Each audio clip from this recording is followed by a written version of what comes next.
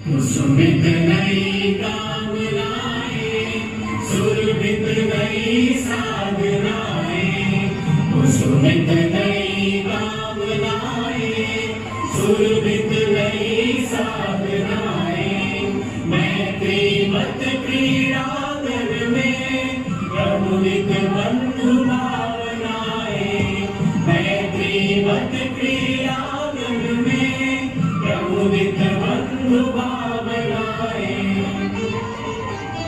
शाश्वत सुविकसित इति शुभम्, शाश्वत सुविकसित इति शुभम्, आनन्द मङ्गल मङ्गलम्, आनन्द मङ्गल मङ्गलम्, नित्यप्रियं भारत भारतं, नित्यप्रियं भारत भारतं, नित्यप्रियं भारत भारतं, नित्यप्रियं भारत भारतं, नित्यप्रियं भारत भारतं, स्वागतम्। What a beautiful performance Gunjan, आपकी परफॉर्मेंस ने तो सबको मंत्रमुग्ध कर दिया। एक बार जोरदार तालियां हो जाए गुंजन के लिए। अब इस सफर को हम आगे बढ़ाते हुए मैं अलीगढ़ विंग्स अवार्ड के मकसद और महत्व पर रोशनी डालना चाहूँगी। अलीगढ़ विंग्स अवार्ड श्रीमती यास्मीन शेरवानी की याद में किया जा रहा है। श्रीमती यास्मीन शेरवानी सिर्फ एनजीओ की संरक्षिका ही नहीं बल्कि हम सबकी माँ थी। विंग्स ऑफ डिजायर के सफरनामे में उनका योगदान सबसे अहम था। दुर्भाग्यवश वो अब हमारे बीच नहीं है, फिर भी वो हमारे दिलों में जिंदा है और इस बात का सबसे बड़ा सबूत है अलीगढ़ विंग्स अवार्ड। तो कोई मंजिल नहीं जचती, सफ़र अच्छा नहीं लगता, कोई मंजिल नहीं जचती, सफ़र अच्छा नहीं लगता, अगर घर लौट भी आऊँ तो घर अच्छा नहीं लगता, करूँ कुछ भी मैं अब दुनिया को सब अच्छा ही लगता है, करूँ कुछ भी मैं अब दुनिया को सब अच्छा ही लगता है, मुझे कुछ भी तुम्हारे बिन माँ अब अच्छा नहीं लगता, मुझे कुछ भी तुम्हारे बिन माँ अब अच्छा नहीं लगता।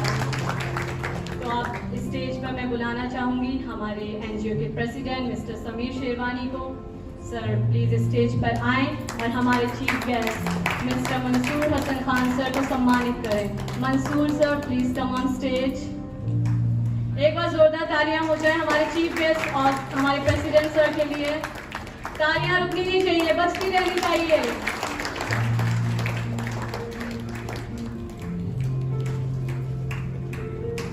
तालियां इतनी फीकी क्यों बढ़ गई हैं? बजाते रहिए।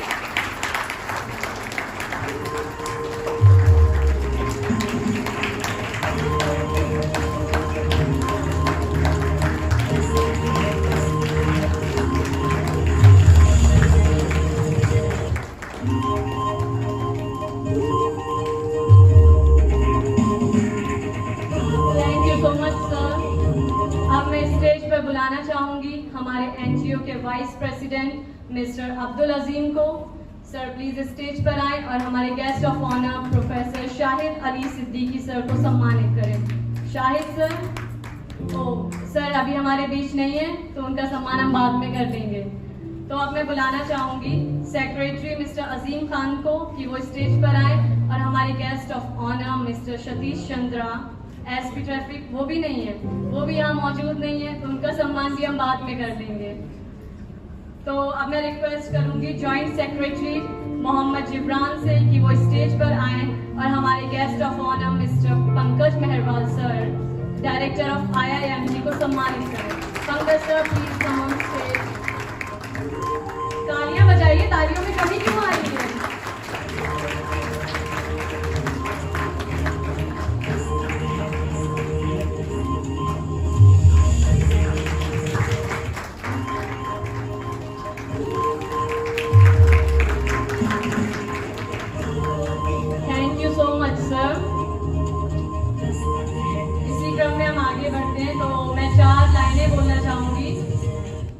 आंधी में भी जला करते हैं, गुलाब तो कांटों में भी खिला करते हैं। दिए तो आंधी में भी जला करते हैं, गुलाब तो कांटों में भी खिला करते हैं। खुश नसीब बहुत होती है वो शाम जब आप जैसे होनहार लोग मिला करते हैं। एक बार आप सब लोग के लिए ताली बजा दीजिए।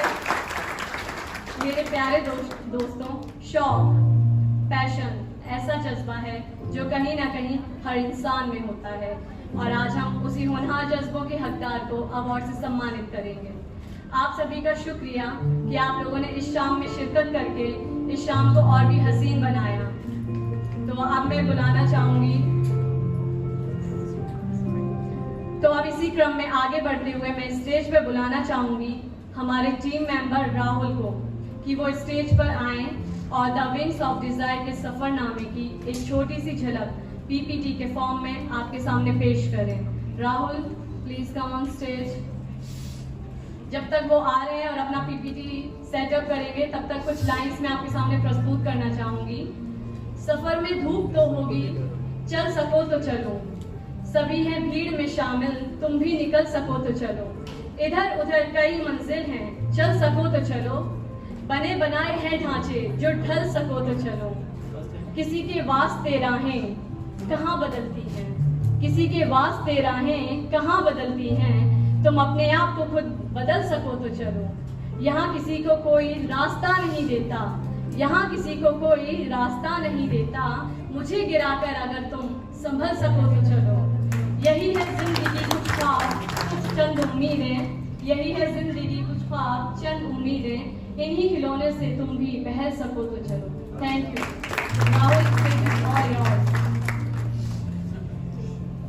शुक्रिया रीवा। आदरणीय मुख्य अतिथिगण, बाकी गणमान्य लोगों, आज मैं आप लोगों के सामने हमारी विंग्स ऑफ डिजायर का 7 साल का सफरनामा पेश करने आया हूँ। आज से 7 साल पहले 2014 को हमारे समीर भाई जो फाउंडर प्रेसिडेंट हैं हमारे इस एनजीओ के, उनके दिमाग में एक छोटा सा आइडिया आया।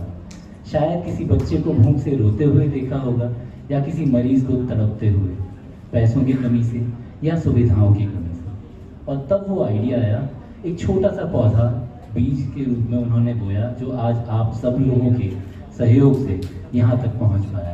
मैं चाहूँगा, गुजारिश करूँगा सभी से कि एक बार समीर भाई के लिए जोरदार तालियां। मैं विंग्स ऑफ डिजायर के बारे में बताना चाहूँगा। तो हमारा सफ़र 7 साल पहले शुरू होता है। रजिस्टर्ड एनजीओ हैं हम लोग, और आप जैसे लोगों के सहयोग से, विद्यार्थियों के सहयोग से, प्रिफेटली अलीगढ़, मथुरा, बुलंदशहर, खुर्जा, आज हम वहाँ तक पहुँच चुके हैं, अपनी उपस्थिति दर्ज करा चुके हैं।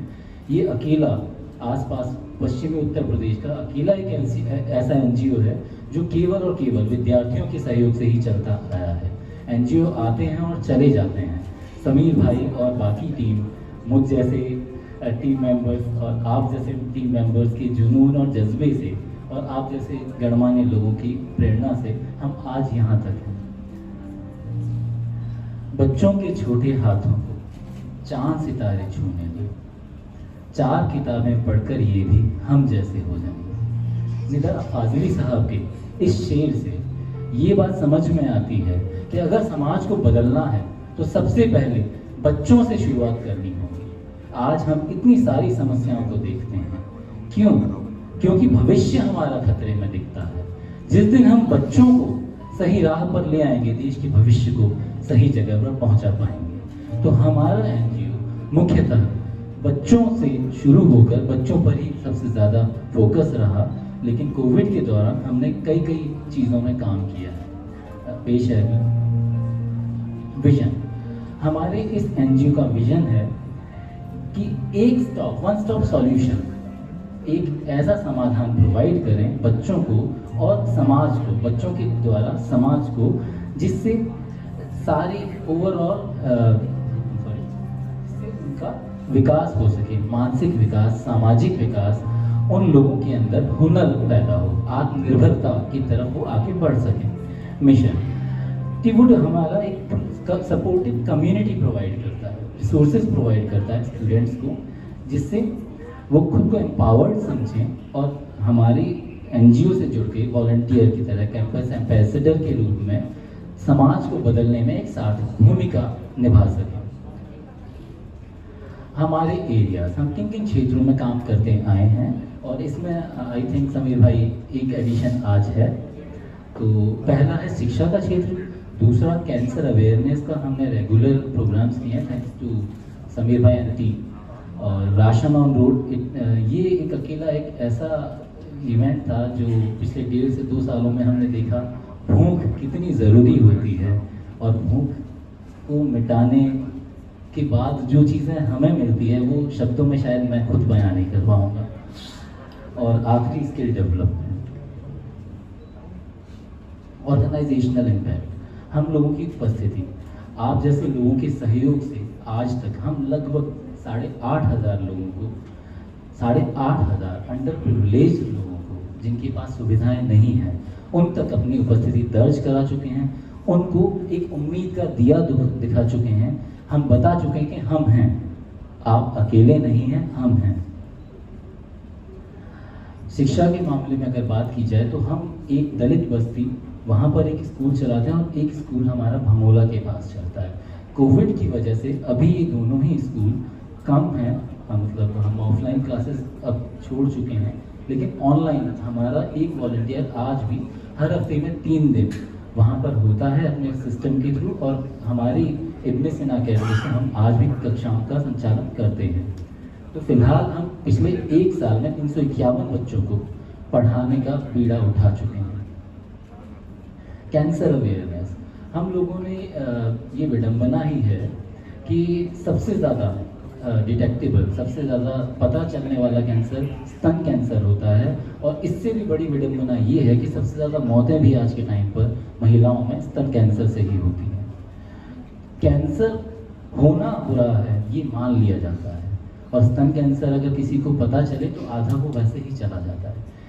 स्तन कैंसर सबसे आसानी से पहचाना जाने वाला कैंसर, और इसीलिए हमने भिन्न भिन्न शहरों से, शायद समीर भाई करेक्ट नहीं, 125 से ज़्यादा शहरों से हम लोगों ने वॉलंटियर्स लिए थे, और जिनमें से 330 लोग ऐसे थे जिन लोगों ने अपनी कम्युनिटीज़ में जा करके बाकायदा कैंसर की हमारी बनाई प्रेजेंटेशन को पेश किया, बताया कि ये कैंसर बहुत आसानी से डिटेक्टेबल है, आसानी से सही हो सकता है, और ये हमने अपनी मुहिम थोड़ा सा उसमें हिस्सा आगे बढ़ाया।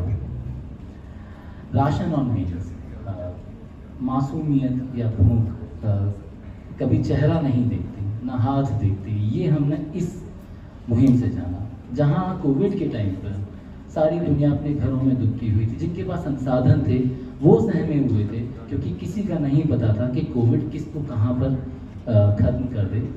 कोविड ने एक इंसान को नहीं, पूरे परिवारों को खत्म किया है। अखबार, मीडिया, आज भी हम लोग यहाँ सभी मास्क पहने हुए हैं बिकॉज ऑफ दैट कोविड। सो हम लोगों ने कोशिश की कि 6,261 परिवारों तक संसाधनों के अभावों में भी, आप देख सकते हैं टिल्ली में या हमारे, सबसे पहले तो अपने वॉलंटियर्स के लिए भी मैं यहाँ ताली चाहूँगा, जिन लोगों ने इस फील्ड में भी काम करने की हिम्मत दिखाई, घर वालों से लड़के। और सबसे इम्पोर्टेंट बात यहाँ ये है कि इसमें 95% जो बच्चे थे हमारे अलीगढ़ मुस्लिम यूनिवर्सिटी के DS कॉलेज के, खुर्जा में एक डिग्री कॉलेज है वहाँ के, वो बच्चे थे। और जब हम उनको सामान पहुँचाते थे और उनको लगता था कि इस कम्युनिटी में सामान कम हम पहुँचा पा रहे हैं just because of lack of funds, तो उन लोगों ने अपने जेब से पैसे खर्च करके सामान दिया। और हमने जब पता किया, ऑडिट कराया, तो पता चला कि वो खुद से अपने पैसे दे रहे थे। तो 6,261 परिवार को हम खाना पहुंचाने की कोशिश की है, और मुझे ऐसा लगता है कि एटलीस्ट कुछ दिनों तक ही सही उनकी भूख मिटा पाए। इसके बाद स्किल डेवलपमेंट, हम जैसा अभी मैंने बताया था कि हम लोग अपने विभिन्न क्लबों के थ्रू स्किल्स देते हैं। हमारा NGO का मेन मोटिव, मुख्य उद्देश्य ही ये होता है कि जिसको स्किल, कोई हुनर सीखने की इच्छा है, उसे हम मंच देते हैं, चाहे वो विद्यार्थी हो या हमसे प्राप्त करने वाला लाभार्थी। तो आप देख सकते हैं जैसे सिलाई मशीन का है और बाकी चीज़ें हैं, दौनी पत्तल बनाना, गरीब परिवार है, रिक्शे वाले हैं, टिल्ली संचालक जो लोग हैं, उनकी पत्नियां घर में बैठी होती हैं, उनको एक एक्स्ट्रा आय, आमदनी अगर होती है तो उससे एटलीस्ट वो अपने परिवार की अगली जनरेशन का भविष्य थोड़ा सा ही सही लेकिन सिक्योर करने की कोशिश कर सकते हैं। तो हम इन विभिन्न तरीकों से अब तक 1504 महिलाओं को और पुरुषों को अब तक कुछ ऐसा हुनर दे चुके हैं जो आगे चल के शायद उनके भविष्य में फ़ायदा करे।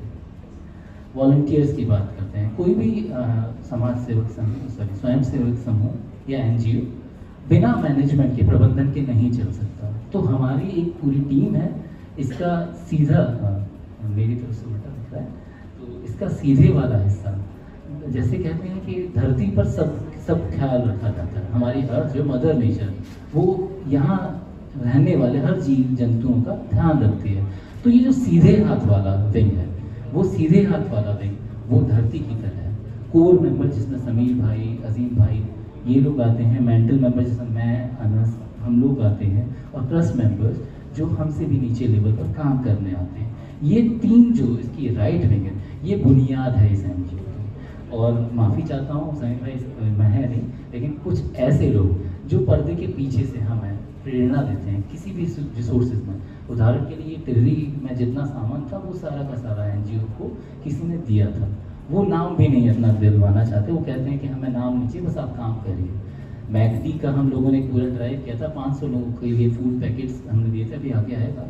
तो वो लोग हैं जिन्होंने कहा हमें नाम चाहिए ही नहीं, लेकिन हमने चाहा कि जिन लोगों ने काम किया है उनको रिकॉग्निशन मिलना चाहिए।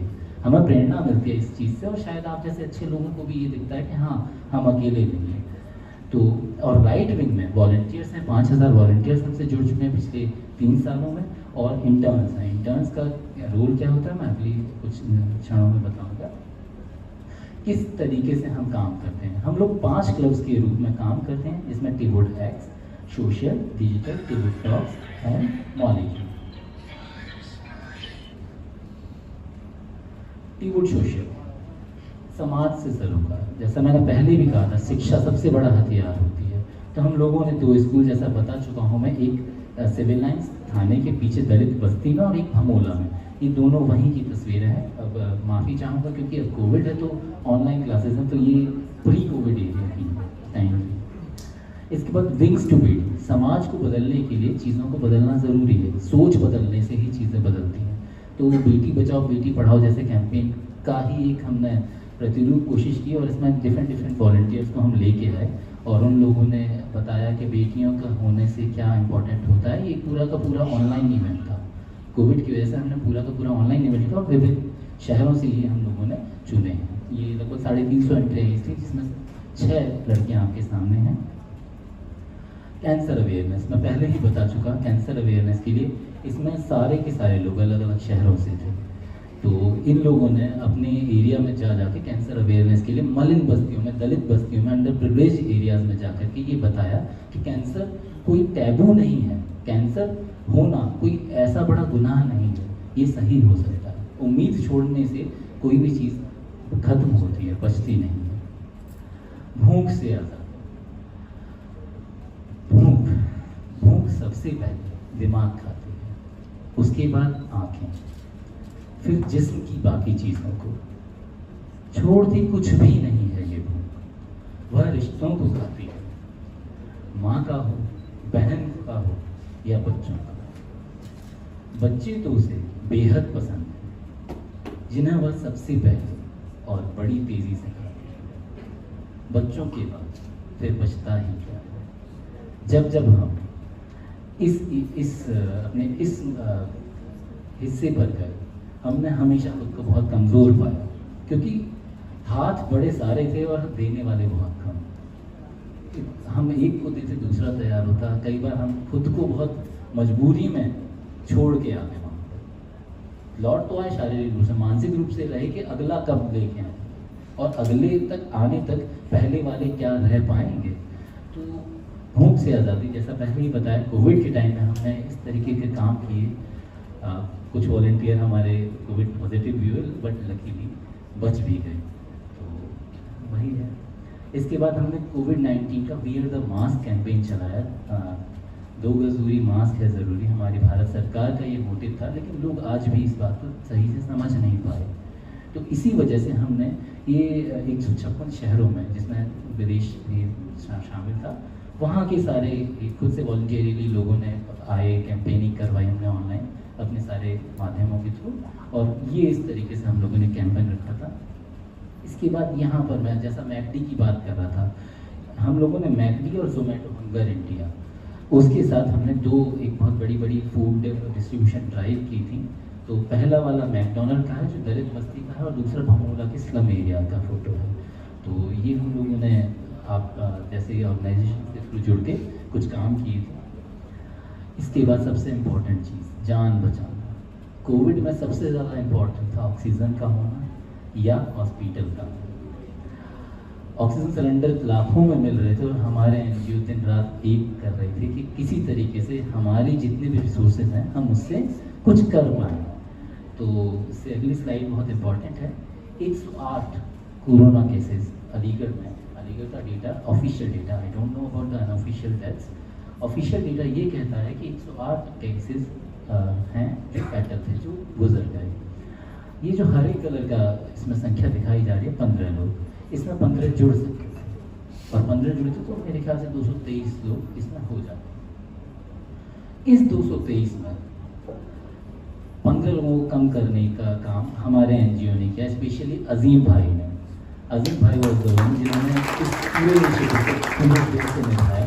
पहले राउंड में भी और सेकेंड वेव में भी, जब बहुत ही ज़्यादा फैक्टर था, सेकेंड वेव तो फोन आप करें तो हर जगह मिलता था कोई ना कोई। और ये केवल 15 लोगों को नहीं बचाया, किसी भी परिवार से एक व्यक्ति जाता है तो पूरा परिवार मर जाता है। पूरे परिवारों को हम माफ़ी चाहूँगा, फंक्शनल थोड़ी चीज़ें हो गई हैं। फिर भी मैं यहाँ पर अगर खड़ा हूँ तो क्योंकि वक्त है 1 मिनट का, मुझे पता है 1 मिनट में आएगा वो। प्लीज़ रिक्वेस्ट करता हूँ तो कोई ऐसी आवाज़ ना आए। मैं जावेद सर और परवेज़ तालिब सर का शुक्रिया करता हूँ कि मैं यहाँ खड़े होने की हिम्मत ही नहीं, जैसे पीछे इसकी वजह से मेरा पाया मैं देख नहीं पा रहा सर कहाँ है, लेकिन फिर भी अगर है कहीं तो आशीर्वाद बनाए रखिएगा। मैनेजमेंट का मैं स्टूडेंट रहा हूँ। अच्छा एक बार फिर से मैं आज अगर यहाँ खड़ा हूँ क्योंकि बिकॉज अभी यहाँ पर अभी थोड़ी सी चीज़ों की दिक्कत हो गई, तो मैं मैनेजमेंट का स्टूडेंट रहा हूँ अलीगढ़ मुस्लिम यूनिवर्सिटी से, उससे पहले इंजीनियर रहा हूँ। लेकिन यहाँ खड़े होने की जो हिम्मत है वो मैनेजमेंट के मेरे प्रोफेसर जावेद अख्तर साहब और परवेज़ तालिब साहब, पहले तो वो उधर बैठे हुए थे, अभी मुझे दिख नहीं रहे, तो उन जैसे लोगों का, और नसीम साहब जैसे लोग, अभी एम हॉल से ही रहा हूँ मैं सर, जब आप वहाँ के प्रोवोस्ट थे मैं उसी जगह से हूँ। तो आप जैसे लोगों का बहुत सहयोग रहा है। मैं यहाँ खड़ा ही इसलिए हूँ, और समीर भाई आपके एनजीओ ने जो सिखाया है वो तो जीवन भर मेरे साथ होगा। तो बस यही चीज़ें हैं कुछ। शिक्षा समाज को बदलने का सबसे प्रारंभिक स्रोत होता है और हम इसीलिए शिक्षा से ही अपने एनजीओ की शुरुआत किए थे।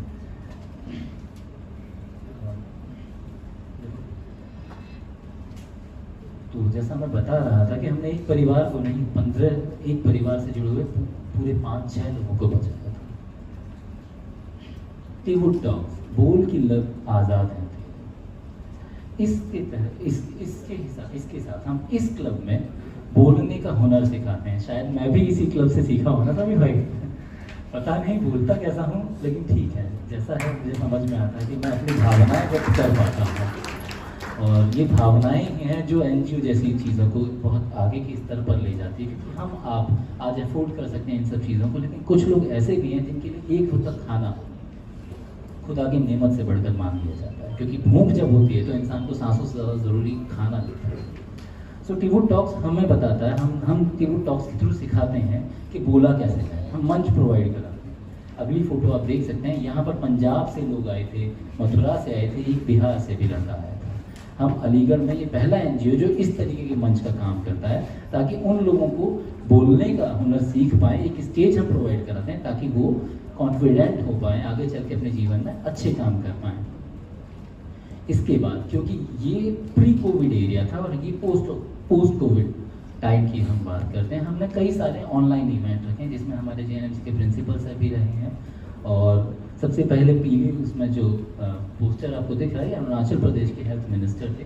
कोविड के लिए हम लोगों ने इस पर एक बहुत बड़ा इवेंट किया था फर्स्ट वेव के टाइम पर, जब लोगों को ये पता ही नहीं था कि कोविड इतना फैटल हो सकता है, बस ये लगा था कि कुछ नहीं जुकाम है हो जाएगा। उस वक्त वहाँ से लेकर हमने लगभग साल भर तक कोशिश की, हमारे वॉलंटियर्स ने अपने ऑनलाइन प्लेटफॉर्म्स के थ्रू कोशिश की है। और इसमें एक इवेंट ऐसा था जिसमें 15,000 लोग जुड़े हुए थे एक वक्त पर। इसके बाद टीवुड एड्स, आत्मनिर्भर हमसे बेहतर। इंसान को अगर आगे बढ़ना हो तो केवल वो खुद को देखे। बुरा जो देखन मैं चला तो जग बैरी होए, जो मन झाँका आपना तो मुँह से बुरा न कोई। अगर इंसान खुद के बारे में रोजाना शाम को सोते वक्त ये समझ जाए कि मैंने आज क्या किया और क्या कल बेहतर होगा, तो सब कुछ बदल सकता है। और यही इस क्लब का मुख्य उद्देश्य है। टीवोडेक्स क्या है?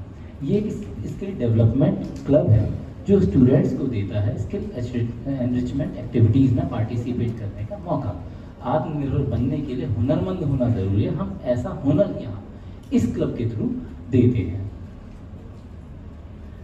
ये कुछ हमारी झलकियाँ हैं प्री कोविड टाइम का ऑब्वियसली है। तो उस वक्त एक हमने ऐसा ही इवेंट रखा था, जर्मन लैंग्वेज से रिलेटेड था वो। फॉरेन लैंग्वेज हमारे डिपार्टमेंट है एमयू का, उसके साथ और जर्मन एम्बेसी के साथ कोलैब करके। तो ये उसका एक इवेंट था जिसकी फ़ोटो आपके सामने है। टीवुड मॉलिक्यूल, इनोवेशन एंड अवेयरनेस। पहले कहा जाता था कि बच्चे संस्कार वाले होने चाहिए और लड़कियां संस्कारी होनी चाहिए। बस वहीं से ये निकल के आता है कि आज बोला जाता है साइंसकारी होना चाहिए। पूरी दुनिया ने भारत के दिमाग का लोहा माना है। नाम ले लीजिए, सुंदर पिचाई हो, सत्या नडेला हो, ये वो लोग हैं जो बाहर की कंपनियों में एमएनसीज के बॉस बने बैठे, लेकिन फिर भी भारत में पिछले 20-30 सालों से एक नोबेल अवार्ड नहीं है। शांति का बात में अपवाद है, कैलाश सत्यार्थी ने भी जीता है, लेकिन विज्ञान के क्षेत्र में हम इतना पीछे कैसे? हमारे यहाँ गांव का छोटे से छोटा बच्चा इन्वेंशन करना जानता है, लेकिन फिर हम उसको हुनर क्यों नहीं दे सकते? तो इस क्लब के माध्यम से हम कोशिश करते हैं लोगों की ज़िंदगी बेहतर करने की, उनको साइंस के बारे में नॉलेज देने की और ये बताने की ग्लोबल चैलेंजेस हैं क्या, ताकि वो सोच सकें। समस्या का समाधान ही वहाँ से शुरू होता है जब पता चले कि समस्या है क्या। इस क्लब के थ्रू हम ये करते हैं। टीवुड मॉलिक्यूल के तहत हम लोगों ने लंग कैंसर के बारे में लोगों को बताया। साथ में ही ये जो राइट साइड में रेड कलर में जो पोस्टर है, ये एड्स अवेयरनेस कैंपेन था। टीवुड डिजिटल, कोविड की सबसे ज़्यादा ज़रूरी ये थी कि लोग ऑनलाइन मोड में आना चाहें और उसमें कंफर्टेबल भी हो। तो हम लोगों ने टीवुड डिजिटल, ये नया एडिशन था, पिछले 1.5 साल से हम इसे रन कर रहे हैं। इसे डिजिटल डिवाइड को हमने, इस गैप को, आप पढ़े लिखे लोग मोबाइल चला सकते हैं, लेकिन वो लोग जिनके पास संसाधन नहीं है वो कैसे सीखें, क्योंकि मजबूरी है, स्कूल में ऑनलाइन ही क्लासेस थी। तो इसके सहारे हम लोगों ने कोशिश करी अपने एनजीओ के थ्रू, स्टूडेंट्स को पहले ट्रेन किया, डिजिटल स्किल दिए और उसके बाद डिजिटल कैंपेन्स चलाए जिनके पोस्टर आप इससे पहली स्लाइड्स में देख चुके हैं। ये कुछ वही चीज़ थी जो टीवुड डिजिटल के बाद हमारे वॉलंटियर्स को भी समझ में आई। यहाँ अगर ये साफ नहीं दिख रहा, कोशिश की थी हम लोगों ने, लखनऊ पता नहीं कहाँ से हम लोगों के पास कॉल्स आई और हम लोगों ने अपने रिसोर्सेज वॉलंटियर्स के थ्रू सिलेंडर्स, ऑक्सीजन कंसनट्रेटर्स पहुँचाए। हमने अपने ऑनलाइन इवेंट्स, बेटी बचाओ या कैंसर अवेयरनेस जैसे प्रोग्राम इसी टीवुड डिजिटल के तहत ही किए। और क्योंकि हमारे बिना किसी वॉलंटियर के, मैन फोर्स के कोई भी चीज़ हो नहीं सकती, और इसीलिए वॉलंटियर्स को इसके सहारे सिखाया और लोगों को उससे जानकारी मिल पाई। Awards, Aligarh best NGO award, कोई भी एनजीओ आता है और चला जाता है। ये अवार्ड्स हम लोगों के लिए प्रेरणा स्वरूप हैं और शायद ये हम लोगों के लिए प्रमाण भी है कि हम इस शहर में हैं, आए हैं तो रहेंगे और टिकेंगे और आगे तक जाएंगे। आप जैसे लोगों की भीड़ यहाँ बताती है कि हम सही दिशा में जा रहे हैं। आप जैसे गणमान्य लोग अपना इम्पोर्टेंट टाइम यहाँ पर दे रहे हैं, इतना इनको भी आवश्यक वक्त अगर हमें दे रहे हैं, तो यही हमारे लिए सबसे बड़ा अवार्ड है। किंतु फिर भी क्योंकि जब चीज़ें मिली हैं तो प्रेरणा स्वरूप हमें ये बताना अच्छा लगता है कि हमें अलीगढ़ बेस्ट एनजीओ अवार्ड 2016 में मिला। 2016 में ही अलीगढ़ रत्न अवार्ड मिला, जो आईजी मेरठ रेंज के थे आईपीएस, उनके थ्रू, और राहुल गौतम साहब जो स्लीप वेल कंपनी का ओनर, उन दोनों लोग ने अलीगढ़ रत्न अवार्ड हमें दिया। यूपी लेवेंडर, एक प्रादेशिक स्तर पर हमें एक अवार्ड मिला। अलीगढ़ ट्रेड फेयर अवार्ड 2018 में मिला। सर सैयद एक्सीलेंट अवार्ड 2019 में मिला। और 2020 में कोविड की वजह से जो हम लोगों ने काम किया, उसकी वजह से हमें young India change maker award भी मिला। क्योंकि हम लोग सारे के सारा भी युवक ही हैं जो प्रत्यक्ष रूप से काम करते हैं। यंग इंडिया इसीलिए मिला, लेकिन हम लोग आप लोगों के बिना कुछ भी नहीं है। ये बात आपकी उपस्थिति से बेहतर कोई नहीं जान सकता। ये बिहार के शिक्षा व स्वास्थ्य मंत्री ने हमारे एनजीओ को 2020 में हमारे समीर भाई इसमें फ़ोटो में हैं और बिहार के शिक्षा मंत्री जी हैं और स्वास्थ्य मंत्री, इन्होंने हमारे को एक अवार्ड दिया था क्योंकि हम लोगों ने बिहार तक अपना उपस्थिति दर्ज कराई थी डिजिटल माध्यम से। इसमें लगभग 45 NGOs लिस्ट में थे, जिसमें से बेस्ट NGO का अवार्ड हमें मिला था। अनफॉर्चुनेटली स्लाइड में ये हम बता नहीं पाए हैं।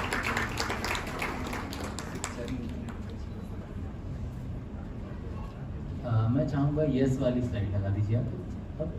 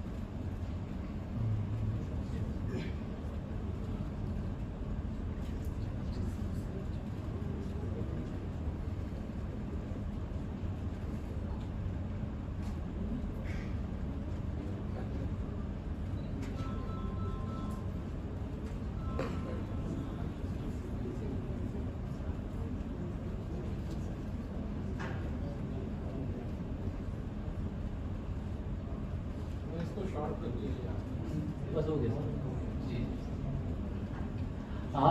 आज हमारे इस क्लब में इस NGO में एक नया विंग खुल रहा है जिसे यस कहते हैं। अब ना नहीं, हम हाँ बोलेंगे।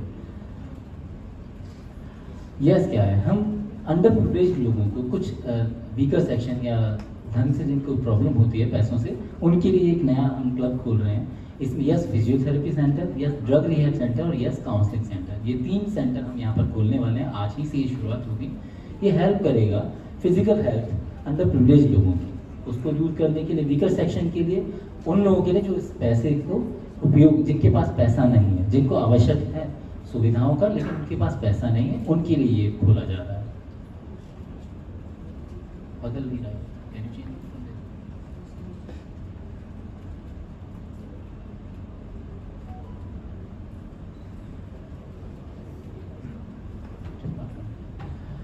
ये हेल्प करेगा अल्कोहल छोड़ने के लिए। धूम्रपान दुनिया बदल देता है, इंसान के परिवार तबाह हो सकते हैं, उसके लिए ये counselling centre individual counselling provide कराएगा, ग्रुप काउंसलिंग प्रोवाइड कराएगा और साथ में प्रोग्राम्स रखेंगे हम मेंटल हेल्थ के थ्रू, फ्री ऑफ कॉस्ट ये होगा। इससे पहली वाली बता, ये अलीगढ़ रत्न अवार्ड की फोटो है।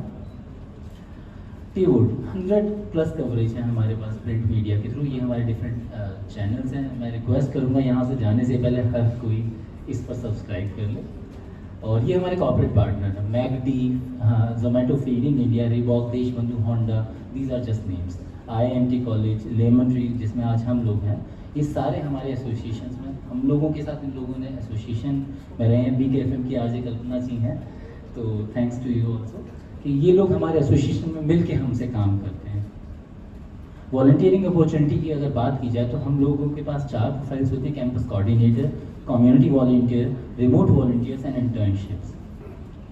फाइनेंस ऑफिसर्स की तरफ से ये मैसेज, कोई भी NGO, जैसा मैंने बताया है कि स्टूडेंट ड्राइवन ये NGO है, अकेला पूरे पश्चिमी उत्तर प्रदेश में चलता है, तो फंड्स की हमेशा कमी रहती है। और जिस वक्त हम समाज के उन क्षेत्रों में काम कर रहे होते हैं, वहाँ पर पता चलता है कि पैसे का होना कितना आवश्यक होता है। तो इसीलिए हम लोग कोशिश करते हैं कि इस तरीके के फंड रेजिंग ऑर्गेनाइजेशन या प्रोग्राम शुरू कर सकें, कुछ इस तरीके की चीज़ें कर सकें जिससे आप जैसे गणमान्य लोग हम लोगों के पीछे एक संबल बन सकें, हम लोगों के लिए एक प्रेरणा बन सकें। तो इस तरीके से हम लोग चाहते हैं, कोशिश करते हैं कि आप जैसे अच्छे लोग हमसे जुड़ें और हमारे इस NGO को एक अलग लेवल तक ले जाने में मदद करें। पैसा कहाँ से आता है? मेंबरशिप के से आता है, मैनेजमेंट के थ्रू, फंड रेजिंग इवेंट से आता है, स्पॉन्सरशिप से आता है, डोनेशन और चैरिटी से आता है। और हमारे फाइनेंसेस बहुत ट्रांसपेरेंट होते हैं, हर साल उसका ऑडिट होता है। आप हमारी वेबसाइट पर हर चीज़ देख सकते हैं, किसने कितना दिया और किसका कहाँ गया, वो हर चीज़ मिल जाती है। कहाँ खर्च होता है? शिक्षा देने में, कैंसर अवेयरनेस के प्रोग्राम्स में, गर्ल्स एम्पावरमेंट में, अदर्स में मिसलेनियस थे, जैसे कोविड आया, 1.5 साल से हम कोविड पर काम कर रहे हैं उसमें। मूवमेंट ज्वाइन कर सकते हैं आप ऑनलाइन। हमारे पास सारे प्लेटफॉर्म में UPI कोड के थ्रू आप हमें डोनेट कर सकते हैं। हमारी वेबसाइट पर जाके आप वहाँ पर हमारे सारे हैंडल्स को देख सकते हैं और वहाँ से हमें आप डोनेट कर सकते हैं। चेक, डिमांड, जो भी आप चाहें वो हमें कर सकते हैं। अदरवाइज जैसा मैं बता चुका, फंड रेजिंग इवेंट्स हम करते हैं, CSR पार्टनरशिप्स करते हैं हम लोकल ब्रांड और मल्टीनेशनल ब्रांड से, जैसा मैकडी, जोमेटो, बिग FM, ये सारी चीज़ें हैं। आप हम लोगों को जब भी चाहें संपर्क कर सकते हैं। हम लोग इब्न सीना स्ट्रीट जोधपुर में अवेलेबल हैं। फ़ोन नंबर आपके सामने है, मैंने जैसा कहा हमारी वेबसाइट भी सामने है। थैंक यू आप लोगों के टाइम के लिए। माफ़ी चाहूँगा मैं थोड़ा सा ज़्यादा बात।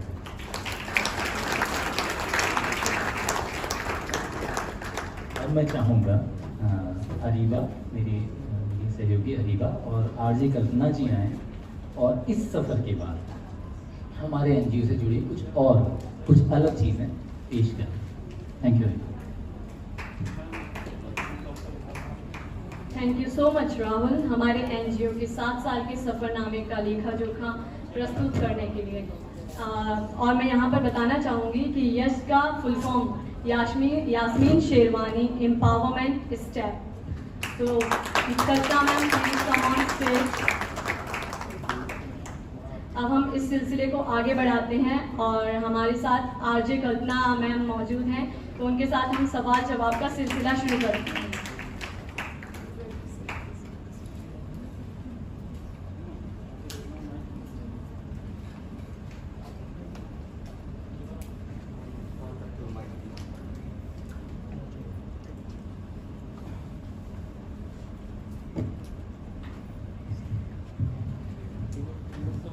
तो मैम शुरू करें? Hello everyone. तो मेरा पहला सवाल आपसे ये है कि शुरू से शुरू करते हैं। तो सबसे पहले ये बताइए कि आपके बचपन कैसा था? मतलब हम ऑडियंस को चाहते हैं कि आपके बचपन से रूबरू कराएं और आप बताएं कि आपका बचपन कैसा गुजरा, आपकी पढ़ाई कैसी थी, आपके पेरेंट्स कितने सपोर्टिव थे। Please. Thank you so much for giving me this opportunity. वैसे तो मैं आज तक सिर्फ इंटरव्यू करती आई हूँ, for the very first time मैं किसी के सवालों के जवाब दे रही हूँ। सो आई एम क्वाइट नर्वस दो। इतने बड़े इतने रिस्पेक्टेड लोग मेरे सामने बैठे हैं, अगर कहीं कोई मिस्टेक होती है तो एडवांस में सॉरी कहना चाहूँगी मैं। तो आपने पूछा बचपन के बारे में। अलीगढ़ से 18-19 किलोमीटर दूर मेरा गांव है, मैं वहीं से बिलोंग करती हूँ और मेरा बचपन वहीं बीता है।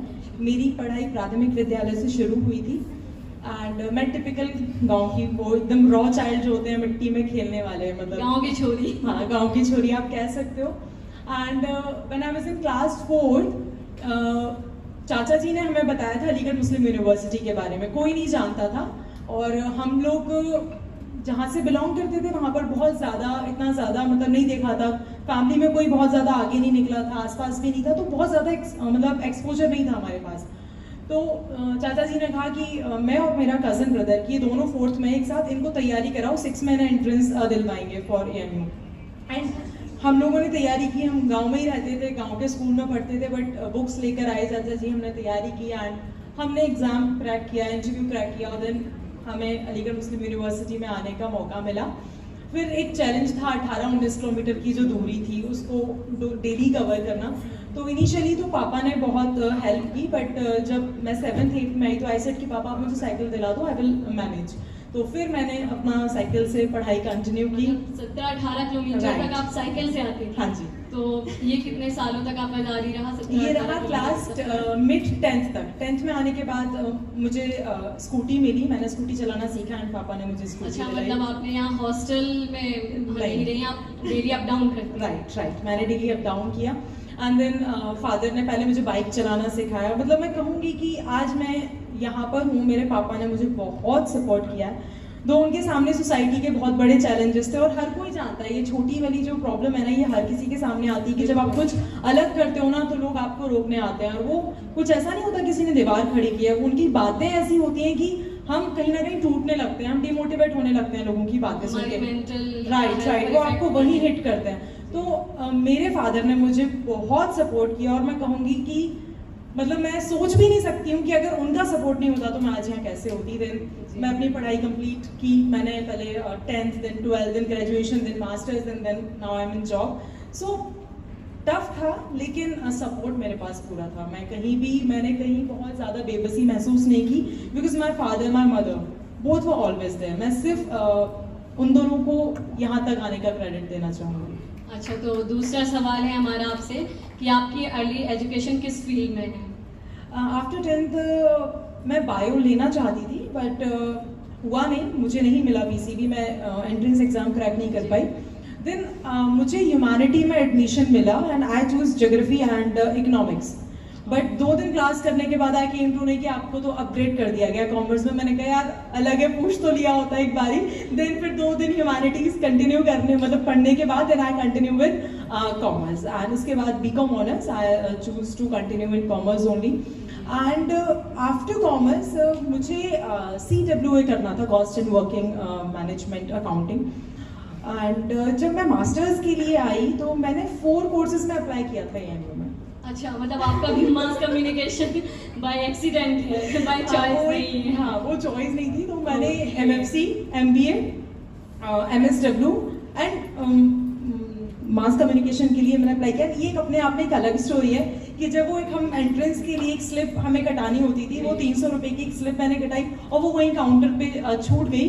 देन आई गॉट कॉल और मुझे पता ही नहीं है कि मैं अपनी स्लिप छोड़ के आ गई हूँ कि आपकी स्लिप यहाँ रह गई, आप आइए।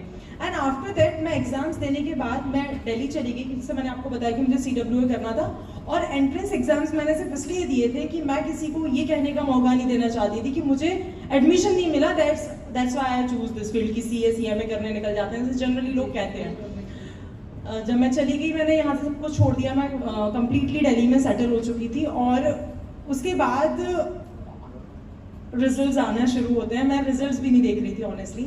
मैं एक स्पोर्ट्स पर्सन भी रही थी, मैंने ANU से क्रिकेट खेला था जोनल लेवल पे।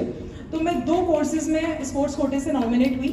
एंड मास कम्युनिकेशन का कुछ ऐसा असर रहा कि बहुत सारे बच्चे थे जो बहुत ज़्यादा क्रेजी थे for this particular field, but मेरा क्या था, मैं तो छोड़ के आ गई यार, मेरे को कोई मतलब नहीं है। बट पापा को अपडेट देती थी, पापा ये रहा, इसमें स्पोर्ट्स कोटे से नॉमिनेट हो गई हूँ, यहाँ पे इतना मैंने क्लियर किया, तो ठीक है। अब मास कम्युनिकेशन का क्या होता है, जब मैंने अपना रिजल्ट देखा तो आई गॉट रैंक 3। उसने थोड़ा सा मुझे हिट किया कि यार 3rd रैंक आई है, मैंने तो तैयारी भी नहीं की थी, मैंने तो कुछ सोचा भी नहीं था।